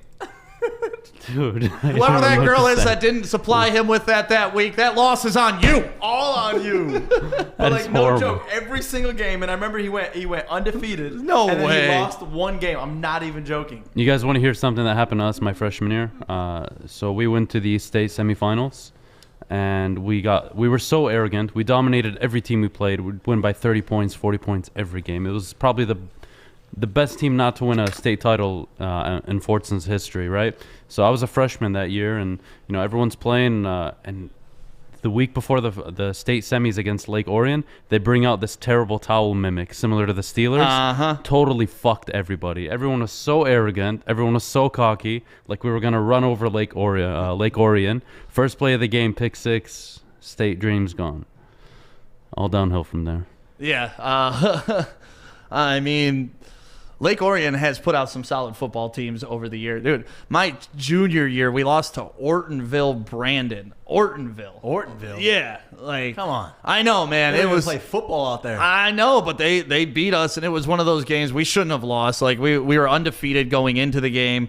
It was just a wild game. We almost won at the end with the old hook and ladder. Remember the hook and ladder play? Yeah. The guy does the hook, you throw it to him, then he pitches it. We scored a touchdown on that. We recovered the onside kick, but then they said it didn't go 10 yards, so we didn't get a chance That's to the go. worst. Yeah, and that was my junior year. Senior year, we lost to Trenton. Meh. Those are two games that are the two teams that I'd be pissed if I were to Dude, lose to. my- Oh, hell my yeah. We last shouldn't have was- lost to either of them. My last was Devin Funchess over at Harrison High School. Ah, nice. Yeah, guys ever tell you the story about how I lost? Not how I like we You lost. sound so sad right now I going am. into the It's story. depressing. So we played in baseball. It was my senior year. We played. I forget the team's name, but we beat them. We mercied them. We smacked them 15-2 in the regular season, and they were our first pick. Our first round team, and they smacked us. And it made no sense. Like, they weren't a very good team. They barely got in. We were like one of the best teams, and we lost. We lost like 7-4, and it was the worst shit ever. Like, all of our bats went quiet. Our pitching was shit. So many errors happened that game. Like, the simplest stuff didn't go our way. It was horrible. Yeah, it's how it can happen, man. And it sucks because, like I said, we were 9-0 my junior year and lost to them. And then, of course, 2000 comes along, wins back-to-back state championships. Like, But no, the 2000 St. Mary's team was incredible. That's when they had Jermaine Gonzalez and Maurice Seawright. Jermaine ended up playing at Michigan. Just a great team. Like, so fun to watch.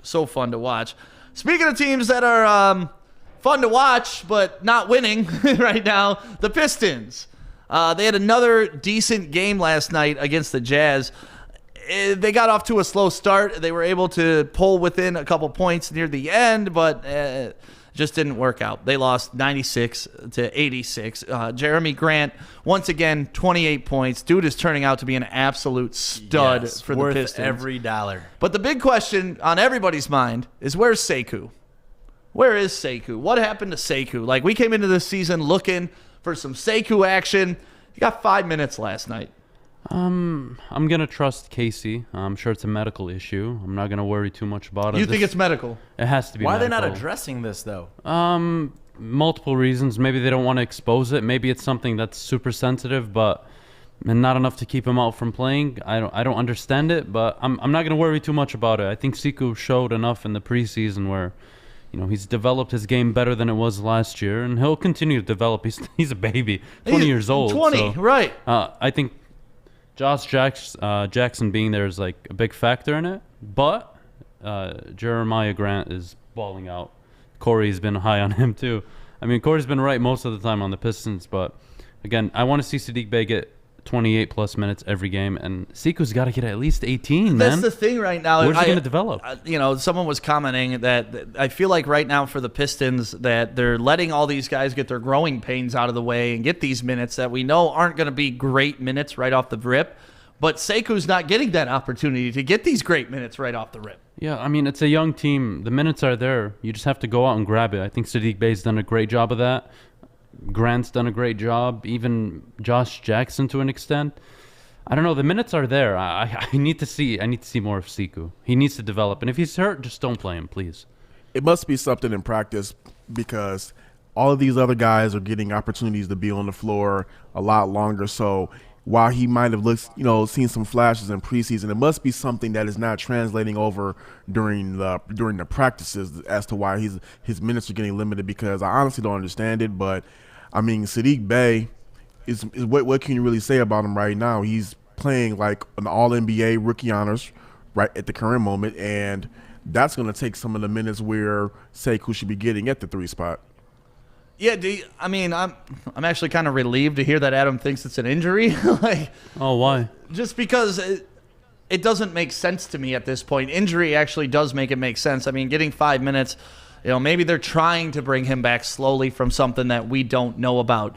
Because if it's not that, it's skill, and that scares the hell out of me. He doesn't have a seasoned jump shot yet. That's something he's going to need if he wants to be a... Not even if he wants to. If he wants to reach half of his potential, he needs to learn how to shoot the ball. He showed glimpses of it in the preseason, but I think it's medical. Corey, I don't see it not being medical. There's no way he's only getting 5 minutes and he's fully healthy. It's probably medical, but also, too, while Sekou is good, I think he's more so as good as far as athletic. There is not one thing that he does specifically good. He's just he's a good player, but there's not one thing he specializes in. Sekou, Saddiq Bey is specializing in shooting and being solid on the defense. Yeah, but if you want to compare Sekou to anyone prospect-wise, you compare him to Giannis. He didn't do anything amazing. He was lanky. 6 points, yeah. He had the amazing wingspan, and you're like, okay, maybe he could develop, and that's on Sekou right now. How much work is he going to put in? Is he going to develop a game where he can score 20 points a game, get 12 boards, get a steal or two a game, make some blocks? Like, that's on Sekou right now. And he's got to do it on the court. If he's hurt, just keep him off. But he's got to develop in the offseason and during the regular season. One that has really impressed all of us is Saddiq Bey. And you see even Coach Casey really starting to love the kid. Right. And that's something that's so awesome. But one that I keep talking about is Blake. And it's like we got to make a decision of what we're going to be doing with Blake and just the entire starting lineup as a whole right now. Right. Well, we got to deal them, and you know who has good deals? Who? Grow Green MI. Yes, GrowGreenMI.com. They got the Grow Green Dank Deals program going on right now, giving you deep discounts up to 80% off your grow gear that you're looking for. And here's what I like about them. They're a Michigan company. They'll deliver anywhere in Michigan if you order over $50. And if your order is over $5,000 from somewhere else, they'll beat your order. They're like, nah, we got you. We got better prices than that. They got that price match. Yeah, that price match, baby. So go to growgreenmi.com today, and if you want to get a free t-shirt, all you got to do is mention Woodward Sports, so that's pretty sweet. Just call them up and say, hey, Woodward Sports sent me. So They got cool swag too. That's one thing I love about Grow Green is especially Yeah, my neck. He is not those little taking off that gators. mask, but I will say in Sam's defense, he does watch it. I do wash it. I'm proud of you. It smells good, man. I promise. Because I keep losing those damn blue ones. Like ever since I found out that there's disposable masks and they're like up here at Lady Jane's for everybody who walks in. Don't put that on, Adam. No, I'm looking for the cloth that I had in my shirt last night. Oh no. So yeah, when I felt like I was just cycling through masks constantly, because you know me, I'm kind of scattered. I'll set something down and I'll forget about it, walk away, and where'd that mask go that I had 15 minutes ago? And this thing has saved me probably about 10,000 masks. because you just wear it around your neck. That's right. All day. $10,000. Yeah. Oh, masks aren't that expensive. Yeah, low key, they are. Come on. If I'm buying them, they are. So yeah, Corey, let's take one more 30-second break, and then we'll be right back to settle a debate that's been going on for about 4 days. I'm looking to bring on another HVAC tech right now. We are recruiting 5 to 10 techs a month. We're looking to grow and expand. Every new tech we hire is from Northwestern Tech. The hands-on training is fantastic. They're always my first call. We love hiring Northwestern Tech grads. They come out trained and ready to work. Our program is only 10 and a half months, and our next classes are starting soon. So why wait? I'm looking to hire Hire a graduate of Northwestern Tech. Northwestern Tech. Northwestern Tech. Northwestern Tech.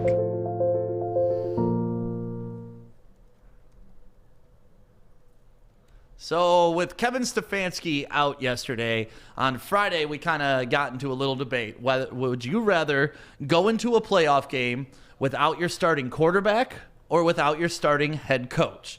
And I was the only one in here saying quarterback. I think Really? Anson was in here saying head coach. Just me and Anson. Just you and Anson. Yeah. I was not here for that discussion. I would definitely say you need your quarterback over your head coach. And that's been kind of the debate. That's been kind of a fun debate to think about, really, because it really, if we're going to break it down, it really matters on which head coach and which starting quarterback we're talking about. Yeah. But in theory, it's just fun to think about this thing.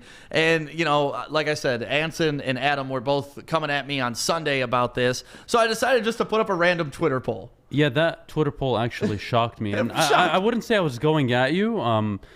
It was situational for the Browns. You guys called me an idiot. Well, because, would you rather... Okay, wait, hear me out. Would you rather have Baker Mayfield for that game or Kevin Stefanski prior to the result? Right. I still would have been in the Baker Mayfield And I know camp. you were with the quarterback. And again, but it's that specific situation. And we'll go, once we start this whole debate, we'll see examples of Bill Belichick and other coaches. Yep. Like, it takes a certain coach to be able to compensate for missing your quarterback. The quarterback, again, is the most valuable position in football.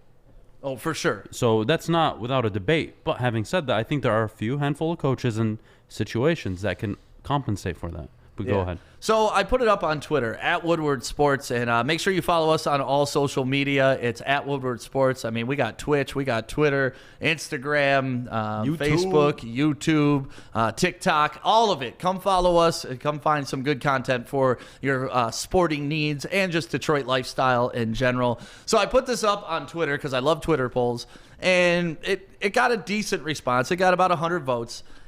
93.7% of people said that they would rather have their they would rather be without their head coach going into a playoff game. So they would rather have their quarterback than their head coach going into it.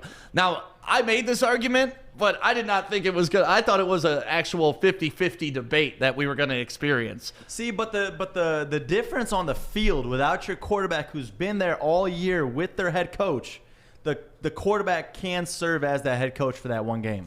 Yes, and that was my debate. Like, that was my argument. Like, with the whole Kevin Stefanski thing now, like, he had the whole week to prepare his team. They knew the game plan going in. It's just those in-game adjustments that you're really going to lose the leadership. And luckily, the Browns got out to a big enough lead where they didn't really have to make any... Steelers made it easy for them, but again, to your point, this is just my argument. I'd rather have Kevin Stefanski than a Baker Mayfield on the field. I could live. Look at Washington, Taylor Heineke. Yeah. I know Alex Smith isn't amazing above him, but like he came in and was serviceable. Why? Because Ron Rivera and that staff were able to mentor him throughout. But yeah, I mean, I love this comment by Brandon. The Lions have been without a head coach for 3 years. And yeah, it shows. But you also saw without Stafford last year, now we're talking 2 seasons ago since this season's officially ended, the minute they lost him, they didn't win another game. And it didn't matter who the head coach was. They couldn't, Blau didn't come in and light it up. And who was the other quarterback? Daniels. Daniels. Last year, no. Last year. Driscoll. Yeah, Driscoll and Blau, yep. Yeah, Driscoll and Blau. They couldn't get it done. But to your point, again, this is like situational. Right. Matt Patricia is a shit head coach. Bill Belichick this year lost the best quarterback of all time, and he still managed to win 7 games with that shit roster. They don't have much of a defense. All their money's in their corner. Now they're going to have a salary cap where they can maneuver this offseason. Right. But again, that's where Bill Belichick, a great coach, can make a difference. That's my point. So you got to go back to the Patriots with Brady. You got Brady and Belichick. Who would you rather go without? Again, I saw what Bill Belichick can do without Brady. It's maybe not Super Bowl-esque, but he won 10 games with Matt Castle. He's won games without Brady. Look what Sean Payton's done without Drew Brees. Playoff. Great to a playoff coaches. game. Playoff game. Who are you going to go without? Yeah, see, it's tough. I'd rather have Bill Belichick. Okay. Really? I feel like he can prep me and get me by. If I don't have Bill Belichick there, I don't care how great Tom Brady plays. That defense, and you saw it in the Super Bowl, can't do shit. If your defense has given up 40 points, I don't care how many points your offense and my scores. argument to that is like the exact inverse. Like, it doesn't matter. It can be made both ways. Right. It doesn't matter if you have the coach making the exact right plays. If you don't have the guys to execute them, it doesn't matter. 2 guys could be wide open down the field, and you could throw a Lamar Jackson like he did yesterday. To be fair, last we'll week, miss him. Forget the wild card that we just watched with the Rams. Week 17, they didn't have Jared Goff. Sean McVay, not any other person was responsible for that win. Granted, the defense is great. Having said that, he put the offense in positions to be able to not do too much and still score points. And you saw this in the wild card against Seattle. They played field position. They controlled the clock. He didn't ask Jared Goff to do shit. 9 of 19. Like, coaching... I can get your argument, but it's that's why just I love as this important. debate, because it is a good argument, and that's why I love the Browns, because they're kind of like the perfect crux of where we need to make this argument. I feel it wasn't it's fair to not use the Browns, an over-the-top great coach, and it's not an over-the-top great quarterback. Oh, man, I think Stefanski's 10 times the coach that Baker's a quarterback. But you got to realize, when you look at a team and what they do in preparation going into this game, right, you're not going to change your style of defense just because the coach isn't there. Yeah, but if their quarterback isn't there, I'm going to entirely change up to apply pressure on that quarterback to make him fall under pressure. So that's why I can never take a head coach over a quarterback. Yeah, and part of it to me is you have your head coach up until game time. So it's not like you're just taking this guy out of the input for the entire week. I mean, it worked out for the Browns, like you said, and it's worked out with backup quarterbacks for the Rams. Mm-hmm. So there are examples both ways. I just think it's an interesting question. I thought this should have been 50-50. That's what I honestly thought it was going to be. If I'm starting a franchise, I'd rather have my franchise quarterback in place, right? I wouldn't say 50-50 on that. No, we're talking about head coaching and quarterback for the playoff. this debate was going to be. I thought it should be 50-50. No, Twitter does I'm not not going to sit here and say you're an idiot. There's only 7% dumbasses, and I'm happy by that. No, there's 93% dumbasses That's on our 93% that know it. You're just the one portion of the dumbass side Yeah, of it. no, it was honestly the reason I put this up is because I thought it would be more split, and then when I saw the results of 93%, I was just floored by it. Well, we'll use examples. Last night with the Steelers and the Browns didn't have to do much. They didn't need a head coach. They're up 28-0 before. To our point, though, they didn't need Stefanski. They still won the game. Can I finish? Can I finish? Kevin Stefanski, before he turned on the TV for the game, they were up 28-0 because Pittsburgh decided to turn the ball over whenever they had the ball. How much fun you think Stefanski was having after that first quarter? He was getting lit. Right. He was so pissed going into the game. By the end of the first quarter, dude is fucking hammered at home. Like, woo! Where was he? Was he just at home? There's no way. I think he was quarantined at home. That's what they said. Yeah. That's so crazy. Right. My man was like, let's go. Yeah, it's so funny because honestly, during the Nickelodeon game, they kept yelling, "Let's go!" Do you know who gets credit for the win last night? For Stefanski's team? Or Yeah, for the Browns? So the Browns won their playoff game, right? It was their special teams coach, right? Who gets the credit though on the resume? If you go back and look at the stats, Stefanski. Yeah. He's so still that's the head technically coach. his first playoff win. I know it's not the way he wanted it, but that's one for the history books. Yeah. Another thing for the history books. I did it, guys. What'd you do in the history books? I did it. I did color commentary on a high school football game for the first time in my life. And not only that, Joey, the MHSAA playoffs are back. And I was at the game on Saturday, and it was a lot of fun. January to be seeing high school football. Like, what? You've never even seen high school football in December. No. Let alone January. How long has it been on pause for now? It was, I believe, 56 days. It was 8 weeks that Loyola had been off. And it was Detroit Loyola versus New Lothrop. I did the Division VII football game. And the coolest part about this is not only the experience of doing the game, being the color commentary for it. When I'm leaving the game, you know who's a big Detroit Loyola fan? No? Who? George Blaha. No. George Blaha was there? at the very first game I did color commentary on. He said something to you? He did not say shit to me. No. But when we were walking out, it was like, hey, George. Like that. He had his mask on. I couldn't have figured out it was George Blaha unless Chad Bush pointed it out to me. But he's like, hi, George. And they knew each other from Chad doing other Loyola games. And, George gave the little wave and all that stuff. That's so awesome. But yeah, I thought, oh my God, what a cool omen that George Blaha was at the first game I ever did color commentary on. Hopefully that's a sign of good things to come. So are you leaving Woodward Sports to do broadcasting? In a heartbeat, he would. I'm not saying in a heartbeat I would, but I'm saying maybe we add that to what we do here at Woodward Sports. And yeah, I could see making that a career, man. It was so much fun. What was your duty on that end? Are you the guy that's calling out the actual plays and what's unfolding? No, or that's the play-by-play. Imagine me as the Tony Romo, a shitty version of Tony Romo. Okay. That's what I am. Don't say that.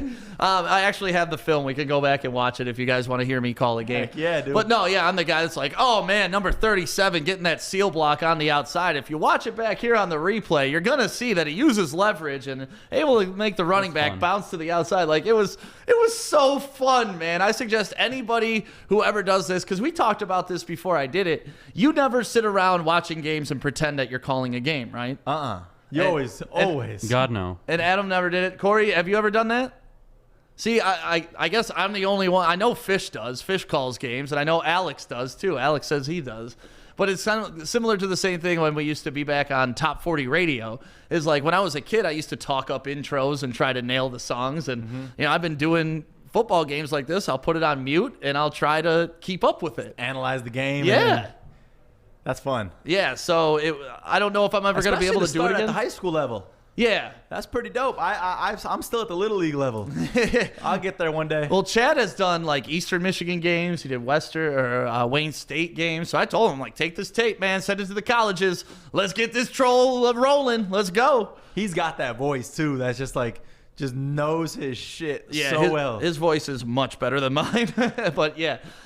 So let's just talk about MHSAA football. Thank you very much, Loyola and New Lothrop, for letting me be a part of that game. I got to see some great athletes on the field, some D1 guys. Harmon from Loyola is going to Michigan State, and Mel Tucker actually told him to play in that game because they were going back and forth with 8 weeks off. Wow. Is he going to be conditioning? Should he play in the game? And Mel Tucker was like, you're a football player? Go play football, which I thought was pretty cool. Yeah, that's a neat storyline. What's his name? Donovan Edwards over at West Bloomfield. Yes. I heard he put it on hold. He didn't end up playing, right? I don't know. I don't know 100%. I know West Bloomfield is playing Belleville this week, though. And then Rockford's playing Davison. Traverse City Central's playing Muskegon, Mona Shores. Oak Park playing Warren De La Salle. Muskegon and DeWitt. River Rouge representing, playing Chelsea. Let's see. Country Day is taking on Williamston. Looking for some more local stuff here. And that's pretty much it for the local teams. Schoolcraft is taking on New Lothrop. And, Cass Tech lost, man. Which sucks. I know. I'm there's a big advantage. Well, I guess it's a leveled out playing field, but when you go that long, because you couldn't even practice with each other. It was 8 weeks. They literally, the high school football season is 8 weeks long. Right. And then they took the whole season off. Then they took a season off, and then they kicked it back up again for the playoffs. But it was a great day, beautiful day outside, sunshine, 37 degrees. I mean, you couldn't ask for a better football day than that on Saturday. So kickoff was at noon, so I was able to make it home for the 1 o'clock. I only missed the first quarter of the Bills game. It was a perfect day. Heck yeah. So thank you very much for letting me live my dreams. So which game are you doing this weekend? I don't have one yet. Come on, we got to get you in somewhere. I know, man. If anybody needs me to do color commentary, let me know. Would you guys ever do that? Hell, I would in a heartbeat. Adam, would you? I think you'd be good at it, man. You're good at Play-by-play. I wouldn't do color commentary. I prefer to do play-by-play. I think there I'd we be go. better at that. Play-by-play, color commentary, sidelines. I'm down. That'd be great. We got the whole team Can right we do here. it for like NASCAR? But yeah, it's a lot of fun. A lot of work went into it, but I thoroughly enjoyed doing it. So thank you guys again. And yeah, let's take a quick break, and we'll be right back in 30 seconds with some good stuff. Welcome to Grow Green, the green standard for garden supplies here in Michigan over the past 10 years. We offer the best gardening and lawn care products and have an extremely knowledgeable staff to help you create your dream garden or make your yard the envy of the neighborhood. Shop the store located in Whitmore Lake or online at growgreenmi.com. Delivery and curbside pickup available. Grow Green, making Michigan greener one grower at a time. All right, so the national championship game for the college football playoffs is tonight. Guys, what's your plans for the game tonight? It's going to be a fun one, that's for sure. I'm going to just be at home watching the game, get some food, and not miss a single second to this game. Yeah. What are you looking forward to seeing the most out of it? Obviously, everybody wants to see just Justin Fields' performance. Right. How he comes out, how he leads Ohio State, because a lot of pressure is obviously going to be on him. But to see Sermon, because he's been balling out these last couple of games, 636 yards in the last 3 games. If they could all keep up with what they've been performing, I see them getting the W. Adam, what are you looking forward to tonight? Oh, man. It's tough. Both offenses are so explosive. I don't know how either defense really gives the other team a problem. I want to see Justin Fields ball out today. That's really what I'm looking forward to. We'll see how Devonta Smith plays after winning the Heisman. That's also always an interesting storyline, how the Heisman winner plays in the national title game. But it's going to be an offensive explosion. I'm excited for the game. I'm going to be here actually watching it. What's the stat on that? Do a lot of Heisman end up winning the national championship? I know Derrick Henry was probably one of the last that we know that ended up doing both. Yeah, the Heisman's such a weird trophy, because you'd think that whoever wins the Heisman is a guaranteed surefire shot in the pros. Hardly ever the case. I mean, not hardly ever, but what would you say, 50-50? If they win the Heisman, they're going to be a good pro? I guess it's a toss-up. It depends, because some players like a Jalen Hurts, I'm sorry, not Jalen Hurts, Baker Mayfield, they win the Heisman, but are they a number 1 overall pick? Meh, but whatever, they took him. Then you look at Derrick Henry when he won the Heisman, he fell in the draft as well. Yeah. So it's not always an indication that you're going to translate to the NFL and be super successful. It just means that you had the best collegiate season. Right. So here's one of my favorite questions that I've seen posed about this game. Who has more annoying fans, Alabama or Ohio State? Ohio State all day. I mean, Ohio State fans really can't brag as much as Bama fans, so they should shut the fuck up. They're more successful maybe in the Big Ten, but if Bama was in the Big Ten, they probably win 99.999% of the games. So, no, Alabama fans have every right to be arrogant and annoying and talk shit. Ohio State fans, no. And Alabama fans are just way You can hotter. talk shit if you're Ohio State to Big Ten teams. You think can't talk Alabama shit. girls are Hell hotter yeah. hotter Way than hotter. Ohio State? Yeah, no offense to the Midwest girls, but they're always going to be Midwest girls. Oh, But God it's like damn, Ohio Joey. State, when you look at Ohio State, the annoying thing, and it's something that us as Michigan fans, whether you're Michigan or Michigan State, is they always can still hit us with the, oh, well, you guys can't beat us. Right. And it's true. It is true. So it's like we can't really say anything. So it's like they're more annoying for that reason because it hits us personally. I hate Ohio State and everything about them, all their fans. The only thing I don't hate about Ohio State is when I went down there to party once, and we had a good time. We had a good time at Ohio State. I'll say that. They do know how to party down there, but yeah, the Alabama, little class above when it comes to not only partying, football, but ladies. It's a win-win. It's a win-win, but the ladies. So tonight's game is going to be a great matchup. Ryan Day, I can't say enough about what Ryan Day has done with this program. Not only does he have my last name, which makes him super cool, and then hopefully I can use my ID to get into some scandalous shit if they do win the national championship, but Ryan Day has really taken that baton that Urban Meyer had and run with it, I think even better than Meyer. I think Meyer had more of a job to do when he took over from Tressel, I believe, or whoever the interim was at the time. Ryan Day walked into a national powerhouse that was always recruiting at the top of the nation. They had a great team. They were already dominating the Big Ten. So Ryan Day needs to win the game to be loved by Ohio State fans. He can go undefeated all he wants, but losing in that college football playoff format, that's not going to cut it. If you win one, right, that secures you for like 10 years there. That's all good. Similar to Oklahoma with Bob Stoops. He always won the Big 12, but he could never win the big game, right? And now we see that with Lincoln Riley. He's winning the Big 12, great. Whoop-de-doo, you haven't won anything in the college football playoff yet. Right. So you need to win the big game, and then you'll be endeared and loved by your fan base.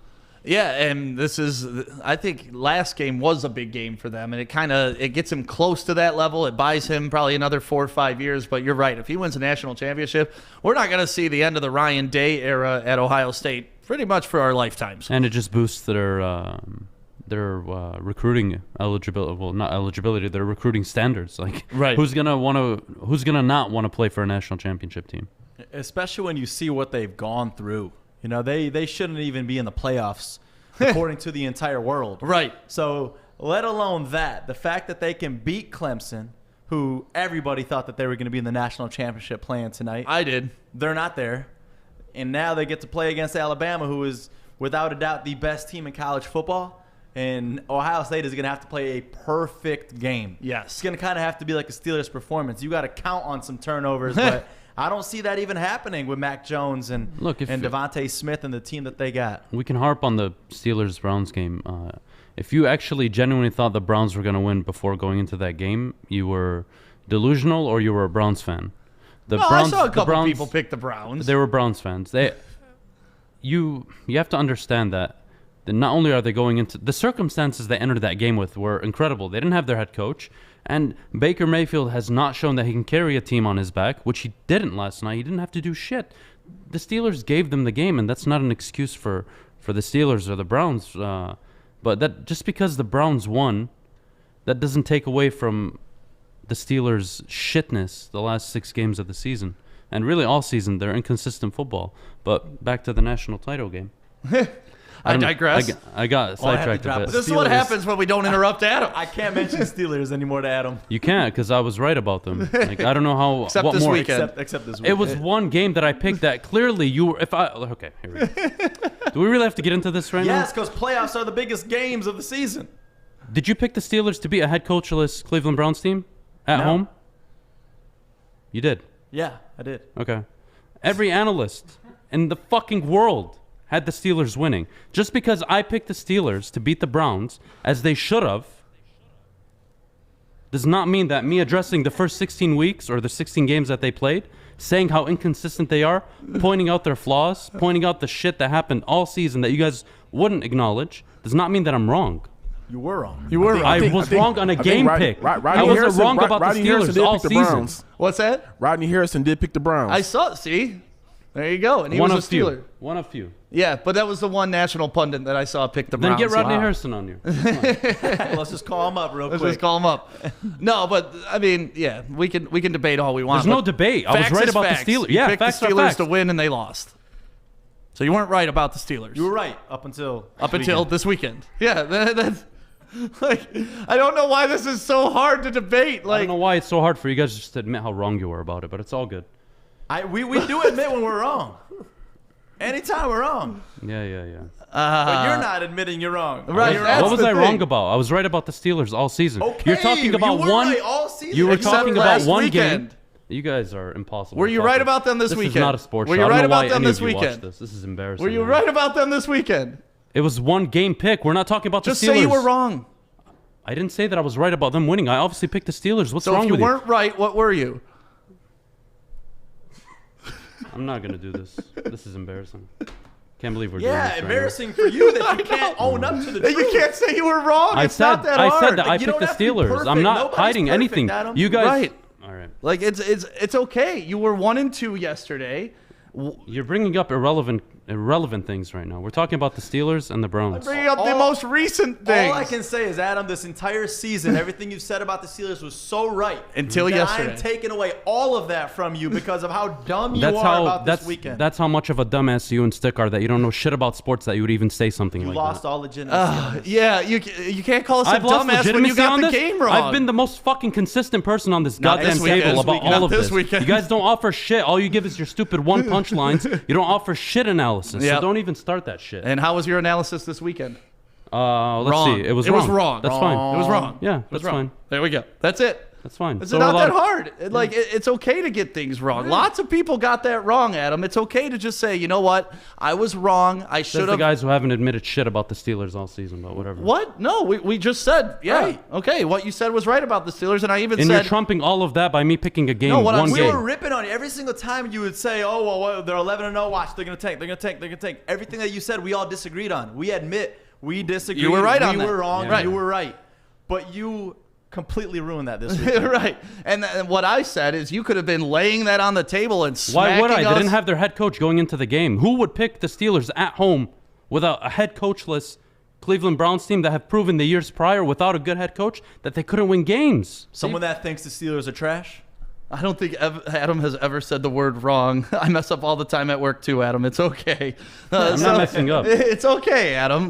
It's okay. I don't know why I'm you're not so mad uptight about- about this I'm- Steelers Oh, point. my goodness. You were right all season. They were an inconsistent football team. But when it came time for you to say, you know what, they're not good enough to win. If that's your argument, it's weak. You're telling me for one game, for 16 games I talked to you about the Steelers, and for the one game where they win in as favorites without a fucking head coach on the opposing team, because I picked the Steelers, that discredits the entire argument of the Steelers all season. No, it just shows that's how that- you're talking. It just shows that you don't believe as strongly as you thought you did. What do you mean? No, it doesn't. I pointed out all I did all season was point out the flaws in the Pittsburgh Steelers. Right. I don't know how more And then when clear it I have came to be. time to pick them, you Why said would I? they're still good. Cleveland Browns did not have their head coach, who's the head coach of the year.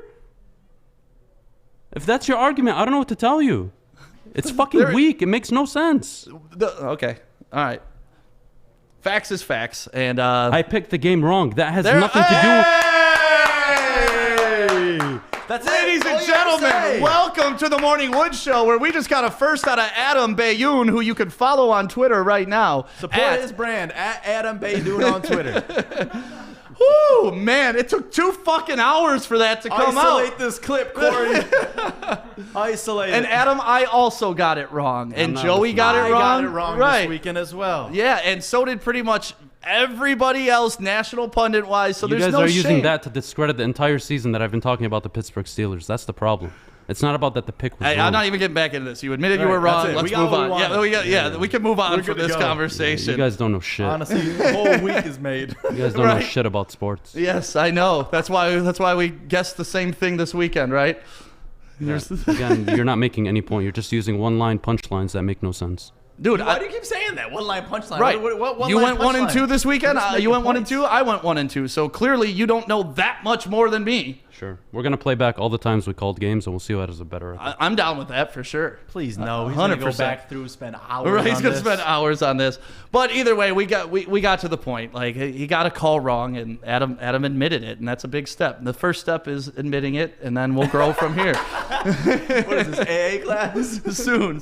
No, this is one guy trying to talk about sports, and other 2 shit guys don't know shit about sports. One guy that knows everything is never wrong. Right. No, you guys Except just don't have yesterday. fucking opinions. And then he You can't guys- admit when he's No, wrong. You guys I just get don't where have Adam's coming fucking from on shit this to one, back man. up your opinions. What's that? I said I get where Adam's coming from on this one. I do too. No, and that's what I said, dude. You nailed it all season. We're giving him that. But you didn't when give it came, that. when You it just did it like 3 minutes ago. It's irrelevant at this point. Because But when it came the time- argument was brought up in the beginning of the show, you didn't admit it. You ran away from it, and all you pointed out was that I picked the Steelers to beat the Browns, and that was your because when argument it for the came first 10 minutes. time for you to put your balls out Oh there, my God! You keep Money, repeating worry the about same thing. this. It makes no sense. The Browns did not have their head coach going into the game. If you picked the Browns, great for you. That was an amazing You sound pick. so much like Anson right now on the Yeah. Baker Then Mayfield. get Baker, Anson did on you the show. start I don't him? need to No, do I that. didn't start him. Right. It's like, oh yeah, the Steelers suck. The Steelers suck. Well, did you pick? Well, no, I didn't pick against them. that's the whole funny part about this argument. Let's get into dumbass of the day, Joey. What you Listen, got, baby? This is another person that was wrong. Another team that was wrong. We're talking about the Steelers and the horrible start that they had to the game yesterday. Marquise Pouncey, the center. This horrible snap. And Corey, play this video so we can watch it again. You practice all week All week. to come out for the first play of the game, and this is what you get. Especially after losing so many games in a row. Oh, they picked the wrong one. Whoops. Well, which one did you wrong play, video. man? What'd you play? I played the Kareem Hunt clip. Oh, yeah. We don't I need played Kareem the Hunt Marcus scoring. Pouncey one earlier. I'm going to go back to it. Yeah, go back to that. We all saw the play. We all know how bad that snap was. It led to what pissed me off even more is Ben Roethlisberger not even making an effort to get the ball on that. That's what really pissed me off. Started the game off, Stefanski at home watching the touchdown. And one of the things is Roethlisberger didn't even try to jump on That's it. what I just said. I was pissed about that. Yeah, and that's what they were talking about. Like this is a playoffs, man. That ball means everything to you. So what if you get a little damaged finger? Who cares? You know, Instead, he lets James Conner, his running back, try and get it, who failed. So I would have had better chances at 2 people trying to get a fumble over just one. Right. So that's our dumbass of the day. But Fish, what do you got coming in here? Step on Adam's mic real quick.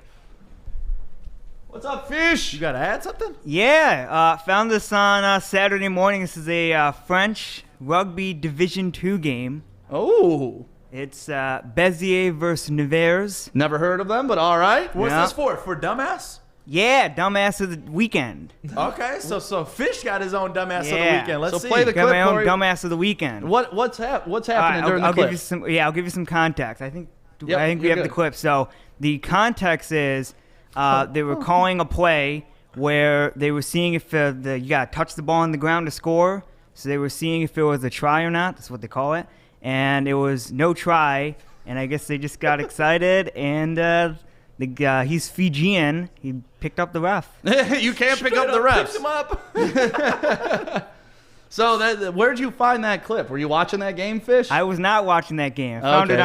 it on Fox Sports Australian News, but I picked up on YouTube. Awesome. So he got the red flag for that. Yeah, you got a red card. Can't get that red card. Right. I mean, their team won. It was the end of the game, but not smart of him. So that was Fish's dumbass of the weekend. Our dumbass of the day was Marquise Pouncey. And thank you, Fish. We appreciate your footage. You're welcome. Thanks for bringing that Especially in. rugby, too. It's like, we don't watch rugby, so for you to bring that in there, Right. we appreciate that because we know there's some rugby fans watching as well. And give a shout out to all your fans, Fish. Rugby fans, you're the best. No, your fans. Your fans. Fish Fish fans. fans. Oh, Fish fans, you're the best. Thank you, man. All right, well, you guys have a great Monday national championship game going on tonight. I cannot wait to watch that game. I think Alabama's going to win, but hopefully Ohio State makes it a fun game. I'm so happy that there's no Pistons game or anything else tonight competing with it, too. Right. I hate when you got to go back and forth because this weekend was a whole lot of back and forth. Right. Corey, have a good one. Everybody, have a great Monday. We will see you tomorrow with the Morning Wood Show.